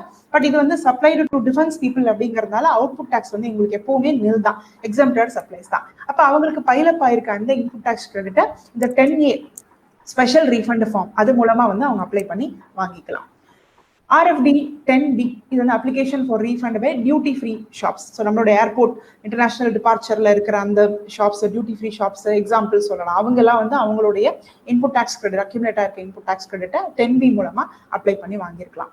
RFD11 அப்படிங்கிறது நம்ம எல்லாருக்குமே தெரியும். ஸோ இது வந்து லெட்டர் ஆஃப் அண்டர்டேக், அதாவது டாக்ஸஸ் IGST பே பண்ண வேண்டாம் அப்படிங்கிறதுக்காக நம்ம அவைல் பண்ற இந்த ஃபார்ம் வந்து RFD11 undertaking, letter of undertaking. Next slide sir. So the time limit for refund அப்படின்னு பார்த்தீங்கன்னா இது வந்து 2 years from the relevant date. நம்ம பார்த்த எல்லா கேட்டகரிஸ்க்குமே வந்து 2 years தான். பட் ஆனால் ரெலவென்ட் டேட் அப்படின்னு நம்ம பார்க்கும்போது ஒரு கேட்டகரிக்கும் இந்த ரெலவென்ட் டேட் வந்து டிஃபர் ஆகும். அதாவது ஒருவேளை இது எக்ஸஸ் பேமெண்ட் ஆயிருந்தா டேட் ஆஃப் பேமெண்ட்ல இருந்து 2 yearsக்குள்ள கிளைம் பண்ணியிருந்திருக்கணும். ஒருவேளை இது எக்ஸ்போர்ட் ஆஃப் குட்ஸா இருந்ததுன்னா அந்த ஷிப்பிங் பில், அந்த குட்ஸ் வந்து நம்ம இந்தியன் பார்டர் விட்டு எப்ப தாண்டுதோ அந்த டேட்ல இருந்து 2 இயர்ஸ்க்குள்ளார கிளைம் பண்ணியிருந்திருக்கணும். எக்ஸ்போர்ட் ஆஃப் சர்வீசஸா இருந்தா நம்மளுடைய foreign currency, convertible foreign currency என்னைக்கு நம்மளுடைய பேங்க் அக்கௌண்ட்ல வருதோ அன்னைக்கு டேட்ல இருந்து 2 இயர்ஸ். ஸோ இந்த ரெலவென்ட் டேட் அப்படிங்கிறது ஃபிக்ஸட் கிடையாது. எல்லா கேட்டகரிஸ் ஆஃப் ரீஃபண்டுக்கும் வந்து இது டிஃபர் ஆகும். ஒரு கிளைமுக்கும் ஒரு டேட்ல இருந்து டிஃபர் ஆகும். இப்ப டீம்ட் எக்ஸ்போர்ட் அதுக்கெல்லாம் பாத்தீங்கன்னா date of the filing return, 3B ரிட்டர்னையும் 1ஐயும் நம்ம என்னைக்கு ஃபைல் பண்றோம் அந்த டேட்ல இருந்து தான் 2 இயர்ஸ்க்குள்ளார நம்ம வந்து ரீஃபண்ட் கிளைம் பண்ணிருக்கணும். இது வந்து டிஃபர் ஆகும், depends on the category of the refund, நம்ம எதுக்கு அப்ளை பண்றோம் அப்படிங்கிறது. இந்த 6 month ஃப்ரம் த குவார்டர் யாருக்கு அப்படின்னா நம்ம இந்த special category of refund 10 year பார்த்தோம் இல்லையா, ஃபாரின் டிப்ளமேட்டிக் மிஷன், எம்பசிஸ் இவங்கெல்லாம் அப்ளை பண்ற அந்த ரீஃபண்ட் வந்து அந்தந்த குவார்டர் எண்ட்ல இருந்து வித்தின் 6 monthக்குள்ளார நடந்திருக்கணும் அந்த transaction. For example refund quarter April May June பண்ண போறேன் அப்படின்னா ஜூன் 30th அதுதான் வந்து அந்த பில்லோடைய லாஸ்ட் டேட் அப்படின்னா அதுல இருந்து வித்தின் 6 monthக்குள்ளார நான் வந்து ரீஃபண்டை அப்ளை பண்ணியிருந்திருக்கணும். ஸோ இது time limit for claiming refund. Next slide sir. So இப்போ நெக்ஸ்ட் வந்து சர்க்குலர் நம்பர் 125. இது வந்து 29 pages சர்க்குலர், ரொம்ப முக்கியமான சர்க்குலர். 26/9 அன்னைக்கு நமக்கு வந்து இஷ்யூ பண்ணாங்க இந்த சர்க்குலர், டேட்டட் 18th November 2019. இதுக்கு முன்னாடி இருந்த ரீஃபண்ட் ப்ராசஸ் வேற, இந்த சர்க்குலர் வந்ததுக்கு அப்புறம் இருக்கிற ரீஃபண்ட் ப்ராசஸ் வந்து கம்ப்ளீட்டா வேற. ஸோ இதுல வந்து கம்ப்ளீட்லி ஃபுல்லி எலக்ட்ரானிக் டிஸ்பர்ஸ்மெண்ட் அப்படின்னு சொல்லிட்டு இந்த சர்க்குலர்ல வந்து நோட்டிஃபை பண்ணாங்க. பிளஸ் அது போக வந்து நம்ம சைட்ல இருந்து என்ன பண்ணணும் ரீஃபண்டுக்கு அப்படிங்கிறது தான் நமக்கு இதுக்கு முன்னாடி வரைக்கும் தெரிஞ்சிருந்தது. இந்த சர்க்குலர் கொடுத்ததுக்கு அப்புறம் டிபார்ட்மெண்டல் சைட்ல இருந்து என்ன மாதிரியான ஆக்ஷன்ஸ் எல்லாம் எடுப்பாங்க, எப்படி கிளைம் ரிஜெக்ட் பண்ணுவாங்க, எப்படி அக்செப்ட் பண்ணுவாங்க அப்படிங்கறதெல்லாம் இந்த சர்க்குலர்ல வந்து லிஸ்ட் அவுட் பண்ணிருந்தாங்க. ஸோ இந்த சர்க்குலரோட சின்ன ஒரு பிரீஃப் டீடைல்ஸ் வந்து நம்ம பார்க்கலாம். எல்லா டாக்குமெண்ட்ஸ் நம்ம இந்த ஃபுல்லி எலக்ட்ரானிக் டிஸ்பர்ஸ்மெண்ட் அப்படிங்கிறதுனால நம்ம வந்து பிசிக்கல் சப்மிஷன் தேவையில்லை, டிபார்ட்மெண்ட்டுக்கு போய் பிசிக்கலா சப்மிட் பண்ண வேண்டிய அவசியம் இல்லை. 4 டாக்குமெண்ட் அப்லோட் பண்றதுக்கு நமக்கு சான்சஸ் இருக்கு. அந்த போர்ட்டல்ல ஸ்பேஸ் கொடுத்துருக்காங்க. அண்ட் ஈச் டாக்குமெண்ட் வந்து 5 MB. ஸோ இப்போ டோட்டலா வந்து நம்ம 20 MB வரைக்குமான டாக்குமெண்ட்ஸை நம்ம அப்லோட் பண்ணலாம். இந்த 20 MBல எல்லாமே சேர்ந்துரும். நம்மளோட statement, undertaking, declaration, 2A, invoice copy எல்லாமே வந்து சேர்ந்துரும். பிசிக்கல் சப்மிஷன் தேவையில்லை. நம்ம ஆல்ரெடி சொன்ன மாதிரி RFD 2, 3 ஒருவேளை வந்து RFD 1 பண்ண டேட்ல இருந்து 15 daysக்குள்ளார RFD 2ஓ இல்ல RFD 3ஓ இஷ்யூ பண்ணியிருந்திருக்கணும். RFD 2 அப்படிங்கிறது அக்னாலஜ்மெண்ட், அக்செப்ட் பண்ணிக்கிறாங்க. RFD 3 அப்படிங்கிறது டெஃபிஷியன்சி மெமோ, ஏதோ சம் டெஃபிஷியன்சி இருக்கு அப்படின்னா அது ரெக்டிஃபை பண்றதுக்கான பாசிபிலிட்டி வித்தின் 15 daysக்குள்ளார நமக்கு இஷ்யூ பண்ணியிருந்திருக்கணும். Applicant need not visit, physical transmission தேவையில்லை. ஒருவேளை நம்மளோட ரீஃபண்ட் கிளைம் வந்து ராங் ஜூரிஸ்டிக்ஷனுக்கு டிரான்ஸ்பர் ஆயிடுச்சு அப்படின்னு சொன்னா அந்த பர்டிகுலர் ஜூரிஸ்டிக்ஷன் எந்த ஜூரிஸ்டிக்ஷனுக்கு டிரான்ஸ்பர் ஆச்சோ அவரே வந்து இதை வந்து ப்ராப்பரான கரெக்டான ஜூரிஸ்டிக்ஷனுக்கு வந்து அவர் ரீடைரக்ட் பண்ணி விடணும். ஸோ இந்த ரீடைரக்ட் பண்றது வந்து இப்போதைக்கு இந்த பவர்ஸ் வந்து it is with the commissioner, அவருக்கு தான் இருக்கு. ஸோ தப்பான ஜூரிஸ்டிக்ஷன் அப்படின்னா கமிஷனரே வந்து இதை கரெக்டான ஜூரிஸ்டிக்ஷனுக்கு ரீடைரக்ட் பண்ணி விடணும். அதை பண்றது வந்து வித்தின் 3 working daysக்குள்ள அவர் பண்ணியிருந்திருக்கணும். ஸோ இது தப்பான ஜூரிஸ்டிக்ஷன் அப்படிங்கிறதுனால ரீஃபண்டை ரிஜெக்ட் பண்ணக்கூடிய பவர்ஸ் வந்து யாருக்குமே கிடையாது, டிபார்ட்மெண்ட் ஆஃபீஸர் யாருக்குமே கிடையாது. அண்ட் GST ரோல் அவுட் ஆகி இது வரைக்கும் நமக்கு 3 years ஆயிடுச்சு. மேக்ஸிமம் பார்த்தீங்கன்னா 99% எல்லாருக்குமே வந்து சென்டரா ஸ்டேட்டா அப்படிங்கிற ஜூரிஸ்டிக்ஷன் வந்து அலாட் ஆயிடுச்சு. பட் ஸ்டில் வந்து சில பேர் வந்து சம் டெக்னிக்கல் இஷ்யூஸ்னால ப்ராப்பரான ஜூரிஸ்டிக்ஷன் அலாட் ஆகல. ஒரு ஃபார் எக்ஸாம்பிள் நான் ஒரு கிளைண்ட்டுக்கு போடும்போது சொன்னாங்க இந்த ஜூரிஸ்டிக்ஷன் இல்லை அங்க போங்க அப்படின்னாங்க, அங்க போனா அங்கேயும் இல்லை அப்படின்ற மாதிரி சொன்னாங்க. ஸோ டோட்டலா இது வந்து சென்னையில இருக்கிற சென்டர் நந்தனம்ல போய் கேட்கும்போது இது அங்கதான் இருக்கு அப்படிங்கிறது தெரிய வந்தது. ஸோ இந்த மாதிரி ப்ராப்பர் மிஸ்கம்யூனிகேஷன்ல சில டைம் நமக்கு தெரியாம இருக்கலாம் இந்த ஜூரிஸ்டிக்ஷன் அப்படிங்கிறது. அப்ப ரீஃபண்ட் அப்ளிகேஷன் வந்து நமக்கு எங்க ஃபார்வர்ட் பண்ணுவாங்க அப்படின்னா நம்ம எந்த இடத்துல இருந்து எந்த சர்க்கிள்ல இருந்து மைக்ரேட் ஆனமோ நம்மளுடைய எர்ஸ்ட்வைல் லாஸ் இருக்கும்போது ஒருவேளை வேட்டா இருந்தா வேட் ஜூரிஸ்டிக்ஷன், சர்வீஸ் டாக்ஸா இருந்தா சர்வீஸ் டாக்ஸ் ஜூரிஸ்டிக்ஷன், சென்ட்ரல் ஆஃபீஸ்க்கு வந்து இது வந்து ரீடைரக்ட் பண்ணிடுவாங்க. ஸோ அங்க இருந்து நமக்கு இந்த ரீஃபண்ட் கிளைமை வந்து ஃபாலோ பண்ணலாம். அண்ட் சின்ஸ் GSTR 2 and 3 இந்த ரிட்டர்ன்ஸ் வந்து நமக்கு வந்து டிஸ்கண்டினியூ பண்ணிட்டாங்க. இது ரிட்டர்ன் கிடையாது, டெஃபர் பண்ணியிருந்தாங்க. அப்புறம் டோட்டலாவே அது வந்து ரிடண்டன்ட் ஆயிடுச்சு. ஏன்னா GSTR 2, 3 இருந்தாதான் அந்த கிரெடிட் மேட்சிங் வந்து கரெக்டா இருக்கும். சப்ளையர் ஃபைல் பண்ணுவாரு, 2ல ரிஃப்ளெக்ட் ஆகும், நம்ம அதை அக்செப்ட் பண்ணுவோம் 3ல அப்படிங்கிற ப்ராசஸ் இருந்தது. ஸோ இதுக்கு பதிலாக தான் நமக்கு 2A அப்படின்னு ஒன்று கொண்டு வந்தாங்க. ஸோ சப்ளையர் பண்ண சில மிஸ்டேக்ஸ்னால நமக்கு 2Aல ப்ராப்பரா ரிஃப்ளெக்ட் ஆகல. ஸோ அதனால வந்து ப்ரொவிஷனல் அக்செப்டன்ஸ் ஆஃப் ITC அப்படிங்கிற இந்த கிளாஸ் வந்து கொண்டு வந்தாங்க. So 90 what ever refund claim நம்ம பண்ணியிருக்கோமோ அதுல 90% வந்து கண்டிப்பா வந்து நீங்க ப்ரொவிஷனலா கொடுக்கணும், சாங்ஷன் பண்ணணும் tax பேயருக்கு.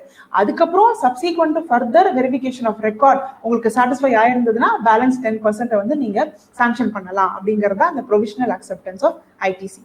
Next slide sir. So GSTR ஒருவேளை நம்ம ரீஃபண்ட் பீரியட் அப்படின்னு பார்த்தீங்கன்னா எனி மந்த்லியா இருக்கலாம், குவார்டர்லியா இருக்கலாம், ஹாஃப் இயர்லியா இருக்கலாம், ஆனுவலியா இருக்கலாம், any period. But GSTR 1 filers quarterly filers மட்டும் குவார்டர்லி ஃபைல் பண்ணாதான் கரெக்டா இருக்கும். ஏன்னா பிகாஸ் குவார்டர்லி தான் அவங்களுடைய 2A ப்ராப்பரா அந்த கிரெடிட்ஸ் வந்திருக்கும்.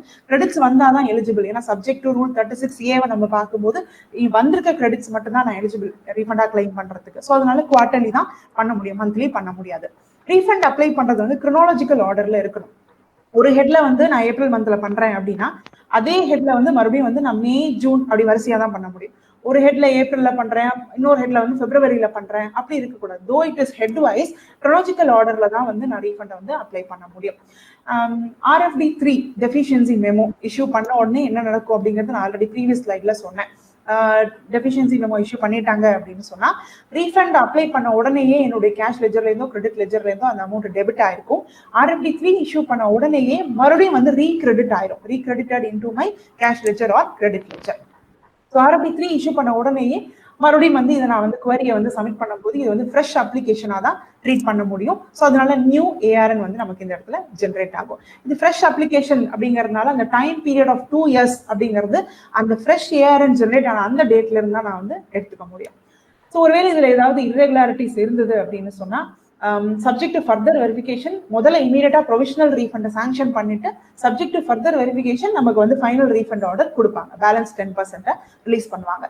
பட் சம்டைம்ஸ் ப்ரொவிஷனல் ஆர்டர் வந்த உடனே 90% ஆஃப் த ரீஃபண்ட் கிரெடிட் ஆயிரும். பட் சப்சிக்வெண்டா வெரிஃபிகேஷன் பிறகு வந்து நமக்கு சில இன்எலிஜிபிலிட்டி அதுல ஐடென்டிஃபை பண்ணியிருப்பாரு ஆஃபீஸர். அப்படி பார்க்கும்போது நமக்கு வந்து 80% தான் மொத்தமாவே எலிஜிபிள். ஸோ நீங்க 10% எக்ஸஸா கிளைம் பண்ணிட்டீங்க அப்படின்னு சொல்லி ஒரு சிச்சுவேஷன் வரும். ஏன்னா ப்ரொவிஷனல் வந்த உடனே நமக்கு பேங்க்ல கிரெடிட் ஆயிரும். ஸோ 10% வந்து டாக்ஸ் பேயர் வந்து எக்ஸஸா ரீஃபண்ட் வந்து தப்பா கிரெடிட் பண்ண மாதிரி ஆயிரும். ஸோ அந்த மாதிரி சிச்சுவேஷன்ல RFD 06 ஃபைனல் ஆர்டர் வந்து அவர் பாஸ் பண்ண பிறகு அந்த 80%க்கு மட்டும் பாஸ் பண்ண பிறகு பேலன்ஸ் 10% அவர் வந்து ஒரு ஆர்டர் இஷ்யூ பண்ணி டாக்ஸ் பேயர் கிட்ட இருந்து கலெக்ட் பண்ணிக்கலாம். அந்த ஆர்டர் இஷ்யூ பண்ண உடனேயே டாக்ஸ் பேயர் வந்து அவர் தரப்புல இருக்கக்கூடிய அந்த ஜஸ்டிஃபிகேஷன் வந்து சொல்லலாம், ஜஸ்டிஸை சொல்லலாம், இது கரெக்ட் தான், எலிஜிபிள் கிரெடிட் தான், அதை தான் நான் கிளைம் பண்ணியிருக்கேன், ஏன் ரிஜெக்ட் பண்ணீங்க அப்படிங்கறது வந்து ஒரு ஆப்பர்ச்சுனிட்டி ஆஃப் பீயிங் ஹர்ட் வந்து கொடுக்குறாங்க டிபார்ட்மெண்ட்ல. ஸோ இது சக்சஸ் ஆனாலும் ஆகும், இல்ல ஃபெயிலியர் அப்படின்னு சொன்னா அந்த டாக்ஸ் பேயர் அந்த பேலன்ஸ் எக்ஸஸா சாங்ஷன் பண்ண அந்த 10% மறுபடியும் பை DRC 3 சலான் வாலண்டரி பேமெண்டாவோ இல்ல வந்து DRC 7 இது வந்து demand raised by the officer இந்த சலான் மூலமாவோ அவர் வந்து கவர்மெண்ட்டுக்கு மறுபடியும் பே பண்ணிடணும். ஸோ ஒரு எக்ஸாம்பிள் நான் கொடுத்துருக்கேன். ஸோ ஃபர்ஸ்ட் வந்து என்னுடைய கிளைம் பார்த்தீங்கன்னா 100 rupees. ஸோ இதில் ரிஜெக்ட் பண்ணிட்டாங்க ஆஃபீஸர், இன்எலிஜிபிள் ITC அப்படின்னு சொல்லி அதில் ஆல்ரெடி ஒரு 15 rupees ரிஜெக்ட் பண்ணிட்டாரு. மறுபடியும் on account of any other reason. So இது வந்து ப்ரூஃப் இல்லை, ப்ராப்பரான வந்து டாக்குமெண்ட் ப்ரூஃப் எனக்கு இல்லை. ஸோ மொத்தமாக எனக்கு வந்து 20 rupee வந்து எனக்கு ரிஜெக்டட் வேல்யூ. இந்த 20 rupee ரிஜெக்டட் வேல்யூவை நான் RFD 8ல ஆஃபீஸர் எனக்கு இஷ்யூ பண்ணிடுறாரு. RFD 6ல எனக்கு கிளைம் ஆயிருக்க அமௌண்ட் ஆக்சுவலாவே 80 rupeesக்கு தான் வந்து நான் eligible. But by way of provisional refund அப்படின்னு பார்த்தீங்கன்னா ஒருவேளை எனக்கு 100 rupee கிரெடிட் ஆயிருந்திருக்கலாம். ஸோ அப்படி ஆயிருந்தது அப்படின்னு சொன்னா பை வே ஆஃப் DRC 7ஓ இல்லை by way of DRC 3 voluntary பேமெண்டாவோ நான் வந்து அந்த எக்ஸஸ் கிரெடிட் அந்த 15 ரூபாயை நான் வந்து இமீடியட்டா கவர்மெண்ட்டுக்கு மறுபடியும் நான் டெபாசிட் பண்ணணும். நான் டெபாசிட் பண்ண உடனே என்ன ஆகும் அப்படின்னு சொன்னா அந்த கிரெடிட் எல்லாமே வந்து என்னுடைய கிரெடிட் லெஜர்ல இருந்து தான் எடுக்கப்பட்டது.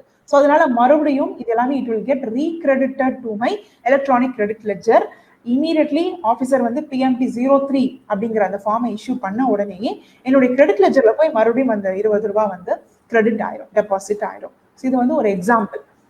ப்ரொவிஷனல் அமௌண்ட்டுக்கும் ரீஃபண்ட் அமௌண்ட்டுக்கும் ஃபைனல் ரீஃபண்ட் அமௌண்ட்டுக்கும் ஒருவேளை டிஃபரன்ஸ் இருந்தது அப்படின்னு சொன்னா நம்ம வந்து DRC 7 மூலமாவோ இல்லை 3 மூலமாவோ தான் இதை வந்து நம்ம அப்ரோச் பண்ண முடியும். Next slide. இந்த export scrutiny of the application எப்போ நடக்கும் அப்படின்னு சொன்னா நம்மளுடைய export of goods with payment இது வந்து ஆட்டோமேட்டிக் ரீஃபண்ட்ல வந்து இந்த ப்ராசஸ் நடக்கும். இது வந்து சர்க்குலர்ல ஒரு கிளாரிஃபிகேஷனா கொடுத்திருந்தாங்க. எப்படி வந்து ஸ்க்ரூட்டனைஸ் பண்ணுவாங்க டாக்குமெண்ட்ஸ் அப்படின்னு சொன்னா நம்மளுடைய shipping bill, export general manifesto இது ரெண்டையும் வந்து ஐஸ்கேட் போர்ட்டலோட செக் பண்ணுவாங்க. எது கூட செக் பண்ணுவாங்க அப்படின்னா நம்ம ஆல்ரெடி 3Bல ஃபைல் பண்ணியிருக்க அந்த டேட்டாவையும் GSTR 1ல நம்ம ஆல்ரெடி டிக்ளேர் பண்ணியிருக்க அந்த சப்ளை எக்ஸ்போர்ட் இன்வாய்ஸஸை பேஸ் பண்ணி செக் பண்ணுவாங்க. ஒருவேளை ஏதாவது சம் மிஸ்மேட்சோ இல்லை ஏதோ ஒரு தப்பு இந்த ரிட்டர்ன்ல வந்து பண்ணியிருக்கேன், ஏதோ சம் டிஜிட் விட்டுடுச்சு இல்லை வேல்யூ தப்பா இருக்கு அப்படின்னு சொன்னா சப்சீக்வெண்டா வந்து நம்ம அமெண்ட்மெண்ட் போட்டு தான் வந்து நம்மளுடைய இந்த மிஸ்டேக்ஸை வந்து நம்ம ரிசால்வ் பண்ண முடியும். ஸோ GSTR 1ல டேபிள் 9A போனோம் அப்படின்னா நம்ம அமெண்ட்மெண்ட் ஆஃப் எக்ஸ்போர்ட் இன்வாய்ஸஸ் நமக்கு இருக்கும். ஸோ அந்த ஆப்ஷனை யூஸ் பண்ணி நம்ம அமெண்ட் பண்ணிக்கலாம். அண்ட் ஆல்சோ ஆஃபீஸர்ஸ் எல்லாருக்குமே வந்து ஒரு சர்க்குலர் கொடுத்துருந்தாங்க. அதில் என்ன சொல்லியிருக்காங்க அப்படின்னு சொன்னா, ரீஃபண்ட் அப்ளை பண்ற அந்த பீரியடோட 3D மட்டும் நீங்க கன்சிடர் பண்ணாதீங்க, அதனுடைய சப்சீக்வெண்ட் பீரியட்ஸையும் சேர்த்து ஆல் டுகெதர் பாருங்க, செக் பண்ணுங்க. ஏன்னா அமெண்ட்மெண்ட் வந்து சப்சீக்வெண்ட் பீரியட்ல போட்டிருக்கும் போது அது டோட்டல் எஃபெக்ட் கொடுத்தாதான் நம்மளால இந்த கிளைம் வந்து ப்ராப்பரா டிஸ்பர்ஸ் பண்ண முடியும் அப்படிங்கறத அந்த ஆஃபீஸர்ஸ்க்கு கொடுத்த சர்க்குலர். அதே மாதிரி ஜிஎஸ்டிஆர் 1ஐயும் ரீஃபண்ட் கிளைம் பீரியடுக்கு மட்டும் செக் பண்ணாதீங்க, சப்சீக்வெண்ட் பீரியட்ல நீங்க அமெண்ட்மெண்ட் ஏதாவது போட்டிருப்பாங்க, ஸோ அந்த அமெண்ட்மெண்ட்டையும் சேர்த்து கன்சாலிடேட்டடா செக் பண்ணாதான் இந்த வேலிடேஷன் வந்து நமக்கு சக்சஸ்ஃபுல்லா நடக்கும் அப்படிங்கறத அந்த சர்க்குலர் வந்து ஆஃபீஸர்ஸ்க்கு கொடுத்தாங்க. ஒருவேளை என்னுடைய கிளைம் வந்து இன்எலிஜிபிள் அப்படின்னா ஆல்ரெடி இதை நம்ம எக்ஸாம்பிள்ல பார்த்தோம். ஸோ RFD 08ல இந்த 20 ரூபி எக்ஸஸ் கிளைம் அப்படிங்கறத ரிஜெக்ட் பண்ணிடுவாங்க. ரிஜெக்ஷன் ஆர்டர் வந்த உடனே either through DRC 3 or through DRC 7 நான் வந்து இதை வந்து ப்ராப்பரா மறுபடியும் கேஷ் டெபாசிட் பண்ணணும் கவர்மெண்ட்டுக்கு. இதே சிமிலர் ஆப்ஷன்ஸ் வந்து செஸ்ஸுக்கும் வந்து அப்ளிகபிள் தான். ஸோ செஸ் எல்லாம் பார்க்கும்போது நம்ம 3D ரிட்டர்ன்ல நிறைய மிஸ்டேக்ஸ் பண்ணாங்க. இனிஷியலா 0 ரேட்டட் சப்ளை அப்படிங்கறதுல வந்து டிக்ளேர் பண்றதுக்கு பதிலாக நிறைய பேர் வந்து எக்ஸம்டட் சப்ளைல வந்து டிக்ளேர் பண்ணிட்டாங்க. அப்படி இல்லைன்னா ஃபர்ஸ்ட் ரோ அவுட்வர்ட் சப்ளைலேயே வந்து டிக்ளேர் பண்ணிட்டாங்க. ஸோ அந்த தப்பு எல்லாமே வந்து நம்ம எப்படி கரெக்ட் பண்ணுவோம் அப்படின்னா சப்சீக்வெண்ட் வந்து அமெண்ட்மெண்ட் போடும்போது தான் நம்ம கரெக்ட் பண்ணுவோம். ஸோ 3.1A அப்படிங்கிறது நார்மல் அவுட்வர்ட் சப்ளை, 3.1B அப்படிங்கிறது 0 ரேட்டட் சப்ளை, 3.1C அப்படிங்கிறது எக்ஸம்டட் சப்ளை நம்மளுடைய 3B ரிட்டர்ன்ல. ஸோ இந்த 3 ரோயும் கன்சாலிடேட்டடா நீங்க பார்க்கணும், பார்த்தாதான் நம்மளுடைய அந்த ரீஃபண்ட் கிளைம் வந்து கரெக்டா ப்ராசஸ் பண்ண முடியும் அப்படிங்கிறது அந்த சர்க்குலர்ல ஆஃபீஸர்ஸ்க்கான டைரக்ஷன்ஸா கொடுத்திருந்தாங்க. அண்ட் இது வரைக்கும் பாத்தீங்கன்னா நம்மளுடைய ரீஃபண்ட் வந்து சென்டர் தனியா ஸ்டேட் தனியா டிஸ்போஸ் பண்ணிட்டு இருந்தாங்க. பட் இப்போ அதாவது இந்த சர்க்குலர் வந்த டேட்ல இருந்து 26/9/2019 இருந்து PFMS அப்படிங்கிற அந்த சிஸ்டம் மூலமா டிஸ்பர்ஸ் பண்றாங்க, பப்ளிக் ஃபினான்ஷியல் மேனேஜ்மெண்ட் சிஸ்டம். இந்த PFMS ஓட டியூட்டி என்ன அப்படின்னு பாத்தீங்கன்னா இமீடியட்டா ஒரு ரீஃபண்ட் கிளைம் நம்ம ஃபைல் பண்ண உடனேயே அந்த பர்டிகுலர் டாக்ஸ் பேயரோட ஜிஎஸ்டிஎன் நம்பரையும் அவருடைய பேங்க் அக்கௌண்ட் நம்பரையும் கிளப் பண்ணி ஒரு யூனிக் அசசி கோட் வந்து கிரியேட் பண்ணிடும். ஸோ யூனிக் அசசி கோட் கிரியேட் பண்ண உடனேயே டைரக்டா வந்து சென்டர் அண்ட் ஸ்டேட் வந்து PFMS-ஐ வந்து டிஸ்பர்ஸ் பண்ணக்கூடிய ஒரு ஃபெசிலிட்டி வந்து இந்த இடத்துல கிரியேட் பண்ணாங்க. ஸோ அதனாலதான் சொன்னாங்க ஈச் அண்ட் எவ்ரி ஜிஎஸ்டிஎனுக்கோ இல்லை ஈச் அண்ட் எவ்ரி கிளைமுக்கோ வந்து செப்பரேட்டா பேங்க் அக்கௌண்ட் நம்பர் கொடுக்காதீங்க. Because GSTN coupled with multiple bank account number வந்து இன்வாலிட் ஆயிரும். ஒரு ஜிஎஸ்டிஎன் நம்பருக்கு ஒரு பேங்க் அக்கௌண்ட் தான் இருக்க முடியும். ஸோ அதனால வந்து சிங்கிள் பேங்க் அக்கௌண்ட் மெயின்டைன் பண்ணி அதை ப்ராப்பரா ஃபில் பண்ணி கொடுங்க ரீஃபண்ட் கிளைம்ல அப்படின்னு சொல்லி சர்க்குலர்ல கிளாரிஃபை பண்ணியிருந்தாங்க. அண்ட் ஆல்சோ ஒருவேளை என்னுடைய பேங்க் அக்கௌண்ட் நம்பர் தப்பா இருந்தது அப்படின்னு சொன்னா பை நான் கோர் அமெண்ட்மெண்ட் ஃபெசிலிட்டி மூலமா அதை ஃபர்ஸ்ட் நான் அமெண்ட் பண்ணிட்டு அதுக்கப்புறம் வந்து நான் ரீஃபண்டை வந்து கிளைம் பண்ணக்கூடிய அந்த ப்ராசஸ் வந்து நான் ஸ்டார்ட் பண்ணணும். அண்ட் இந்த ரீஃபண்ட் ஜிஎஸ்டி RFD 1 அதாவது 2 ஜென்ரேட் ஆன அந்த டேட்ல இருந்து வித்தின் 60 டேஸ்க்குள்ளார வந்து எனக்கு வந்து ரீஃபண்ட் சாங்ஷன் ஆயிருக்கணும். இந்த சென்ஸ் வந்து என்னுடைய பேங்க் அக்கௌண்ட்ல கிரெடிட் வந்து கண்டிப்பா நடந்திருக்கணும். ஸோ அதனால இந்த சர்க்குலர் மூலமா ஆஃபீஸர்ஸ் எல்லாருக்குமே வந்து என்ன டைரக்ட் பண்ணாங்க அப்படின்னா RFD 2 ஜென்ரேட் ஆன அந்த நாள்ல இருந்து வித்தின் 45 டேஸ்க்குள்ளார நீங்க ரீஃபண்டை டிஸ்பர்ஸ் பண்ண ட்ரை பண்ணுங்க. ஏன்னா அப்பதான் வந்து அந்த 15 டேஸ் பேங்க் அக்கௌண்ட்ல கிரெடிட் ஆகிறதுக்கு வந்து ஒரு டைம் கேப் வந்து கொடுத்துருந்தாங்க. ஸோ இந்த ப்ராசஸ் எல்லாமே ஸ்ட்ரிக்டா ஃபாலோ பண்ணும். ஒருவேளை 60 டேஸ் எக்ஸீட் ஆச்சு அப்படின்னு சொன்னா டாக்ஸ் பேயருக்கு அடிஷனலா interest at the rate of 6% per annum. So எத்தனை டே டிலே ஆயிருக்கோ அத்தனை டே டிலேக்கு எப்படி நம்ம பே பண்ணும்போது இன்ட்ரெஸ்டோட நம்ம பே பண்றோமோ நமக்கு வர வேண்டிய அமௌண்ட்டும் டிலே இருந்ததுன்னா இன்ட்ரெஸ்ட் அட் 6% நமக்கு கொடுத்துருவாங்க. Next slide sir. ஸோ இது வந்து அன்யூட்டிலைஸ் ஐடிசி கைட்லைன்ஸ் ஃபார் அன்யூட்டிலைஸ் ஐடிசி அப்படின்னு சொல்லி ஒரு தனியாக ஒரு பேஜ் கொடுத்துருந்தாங்க சர்க்குலர்ல. இதுல என்ன அப்படின்னு பாத்தீங்கன்னா ஆஸ் பர் ரூல் 36(4) 2A வந்தா மட்டும்தான் நம்ம கிரெடிட் எடுக்க முடியும். ஸோ இது லாஸ்ட் இயர்ல வந்த ஒரு அமெண்டான ஒரு ரூல். அந்த ரூல் படி 2A வந்து it's primary evidence. Refund sanction பண்றதுக்கு 2A தான் பிரைமரி எவிடன்ஸ். ப்ரொவிஷனல் ரீஃபண்ட் கொடுக்கறதுக்கும் 2A தான் பிரைமரி எவிடன்ஸ். ஒருவேளை 2A கிரெடிட் ரிஃப்ளெக்ட் ஆகல, சப்ளையர் ஏதோ சம் மிஸ்டேக் பண்ணிட்டாரு, இல்ல நான் டாக்ஸ் கட்டிட்டேன் அவர் இன்டர்ன் கவர்மெண்ட் கட்டுறதுக்கு டிலே பண்ணிட்டு அவரால் நான் ரெசிபியன்ட் ரீஃபண்ட் கிளைம் பண்றவங்க சஃபர் ஆகக்கூடாது அப்படிங்கிறதுனால 2A வராத லிஸ்ட் ஆகாத அந்த இன்வாய்ஸஸ்க்கு எல்லாமே வந்து நீங்க செப்பரேட்டா வந்து இன்வாய்ஸ் காப்பீஸையே வந்து ஸ்கேன் பண்ணி அப்லோட் பண்ணலாம். ஸோ மெயினா வந்து 2A தான் பிரைமரி சோர்ஸ் ஆஃப் எவிடன்ஸ் ரீஃபண்டை வாங்குறதுக்கு. ஒருவேளை 2A ரிஃப்ளெக்ட் ஆகலை அப்படின்னு சொன்னா நான் சொன்ன மாதிரி self certified copies of the invoices tax payer யாரோ அவர் வந்து அந்த இன்வாய்ஸ்ல செல்ஃப் சர்டிஃபை பண்ணி ஒரு PDF கன்வெர்ட் பண்ணி அதை வந்து அப்லோட் பண்ணிக்கலாம். ஸோ இதுதான் வந்து quick process fully for electronic disbursement of refund schedule. So ப்ரீவியஸாக ஒரு லாஸ்ட் ஒரு 2-3 மந்த்தாகவே கம்ப்ளீட்டாக எலக்ட்ரானிக் மாடியூலில் தான் நடந்துட்டு இருக்கு. ஸோ ஒரு 3 கிளைம் நான் பண்ணது வந்து எனக்கு ஃபிசிக்கலாக என்னை கூப்பிடவே இல்லை, எந்த டிபார்ட்மெண்ட்லையுமே எந்த ஜூரிஸ்டிக்ஷன்லையுமே கூப்பிடல. ஸோ இந்த செஸ் ரீஃபண்ட் நான் பண்ணியிருக்கேன். ஸோ எல்லாமே வந்து ஃபுல்லி ஆட்டோமேட்டட் ரீஃபண்ட் தான். So that is the end of our session. So questions ஏதாவது இருக்குன்னா welcome to the questions. Question தான் கேளுங்க மேடம். சார் சாட் பாக்ஸ்ல போஸ்ட் பண்ணிருக்காங்க, அத பார்த்து சொல்லுங்க. மத்தவங்க டேட்டா கேளுங்க ப்ளீஸ். Okay sir. ஃபர்ஸ்ட் வந்து Shri Vishnu Ravichandran sir, net ITC means sum total of SGST CGST ஐஜிஎஸ்டியான்னு கேட்டிருக்கீங்க. Correct sir. நெட் ஐடிசி அப்படிங்கிறது ஹெட் பார்க்கும்போது இந்த 3 ஹெட்டும் சேர்ந்தது தான். பட் வந்து நெட் ஐடிசி அப்படிங்கிறது இன்னொன்னும் நீங்க பார்க்கணும், அதாவது அந்த ரெலவென்ட் பீரியட், எந்த பீரியடுக்கு நான் இன்வாய்ஸை வந்து ரீஃபண்டை வந்து கிளைம் பண்ணணும். ஃபார் எக்ஸாம்பிள் ஏப்ரல் மே ஜூனுக்கு நான் கிளைம் பண்றேன் அப்படின்னா ஏப்ரல் மே ஜூனுடைய டேட்டட் பர்ச்சேஸ் இன்வாய்சஸ் மட்டும்தான் அந்த நெட் ஐடிசியில இருக்கணும். பிப்ரவரியோடது இருக்கக்கூடாது, இந்த பக்கம் ஜூலையோடது இருக்கக்கூடாது, ப்ரீ அண்ட் போஸ்ட் டேட்டட் இருக்கக்கூடாது. நெட் ஐடிசி அப்படிங்கிறது பீரியடையும் பார்க்கணும், ஹெட்ஸையும் நீங்க பார்த்துக்கலாம், 3 ஹெட்ஸையும் நீங்க பார்த்துக்கலாம். Next question Prakash Raj sir, adjusted turn over will include அப்படின்னு சொல்லி கேட்டிருக்கீங்க. அட்ஜஸ்டட் டர்ன் ஓவர் அப்படிங்கிறது டெஃபினிஷன்ல வந்து நம்ம பார்க்கும்போது ரூல்ஸோட 89ல டெஃபினிஷன்ல பார்க்கும்போது எல்லா நம்மளுடைய export zero rated supply plus என்னுடைய லோக்கல் சேல்ஸ், பட் ஆனா என்னுடைய நில் ரேட்டட் ஆர் எக்ஸாம்டட் சப்ளைஸை வந்து அந்த இடத்துல நான் எக்ஸ்க்ளூட் பண்ணியிருக்கணும். அதுதான் என்னுடைய adjusted turnover. So which means nil rated சப்ளைஸ்க்கோ எக்ஸாம்டட் சப்ளைஸ்க்கோ நான் ரீஃபண்ட் கிளைம் பண்ணுறதுக்கு எலிஜிபிலிட்டியே கிடையாது. ஸோ அதனால வந்து நான் அட்ஜஸ்டட் டர்ன் ஓவர்லேருந்து அதை நான் ரிமூவ் பண்ணிக்கிறேன், டோட்டல் டர்ன் ஓவர்லேருந்து ரிமூவ் பண்ணிக்கிறேன். இந்த total turnover minus exempted is equal to adjusted turnover நீங்க எடுத்துக்கலாம். So Shri Vishnu Ravichandran sir, total to nil supplies made zero supplies made. Sorry sir, எனக்கு கொஸ்டின் புரியல. ஸோ நீங்க பாசிபிள் நீங்க அவைலபிள்னா நீங்க கேட்கலாம். Yes Prakash Raj sir, is there any possible way to change the amount paid in cess column through PF? Yes sir, டெஃபினட்டா. இது வந்து ஆரம்பத்துல வந்து எல்லாருமே இந்த தப்பு பண்ணோம். ஜூலை ஆகஸ்ட் செப்டம்பர் பீரியட்லாம் நானுமே பண்ணியிருக்கேன். ஒரு கிளைண்ட்டுக்கு அவசரமா ஃபைல் பண்ணும்போது இந்த தப்பு வந்து நடக்கிறதுக்கு வாய்ப்பு ரொம்ப ஜாஸ்தி.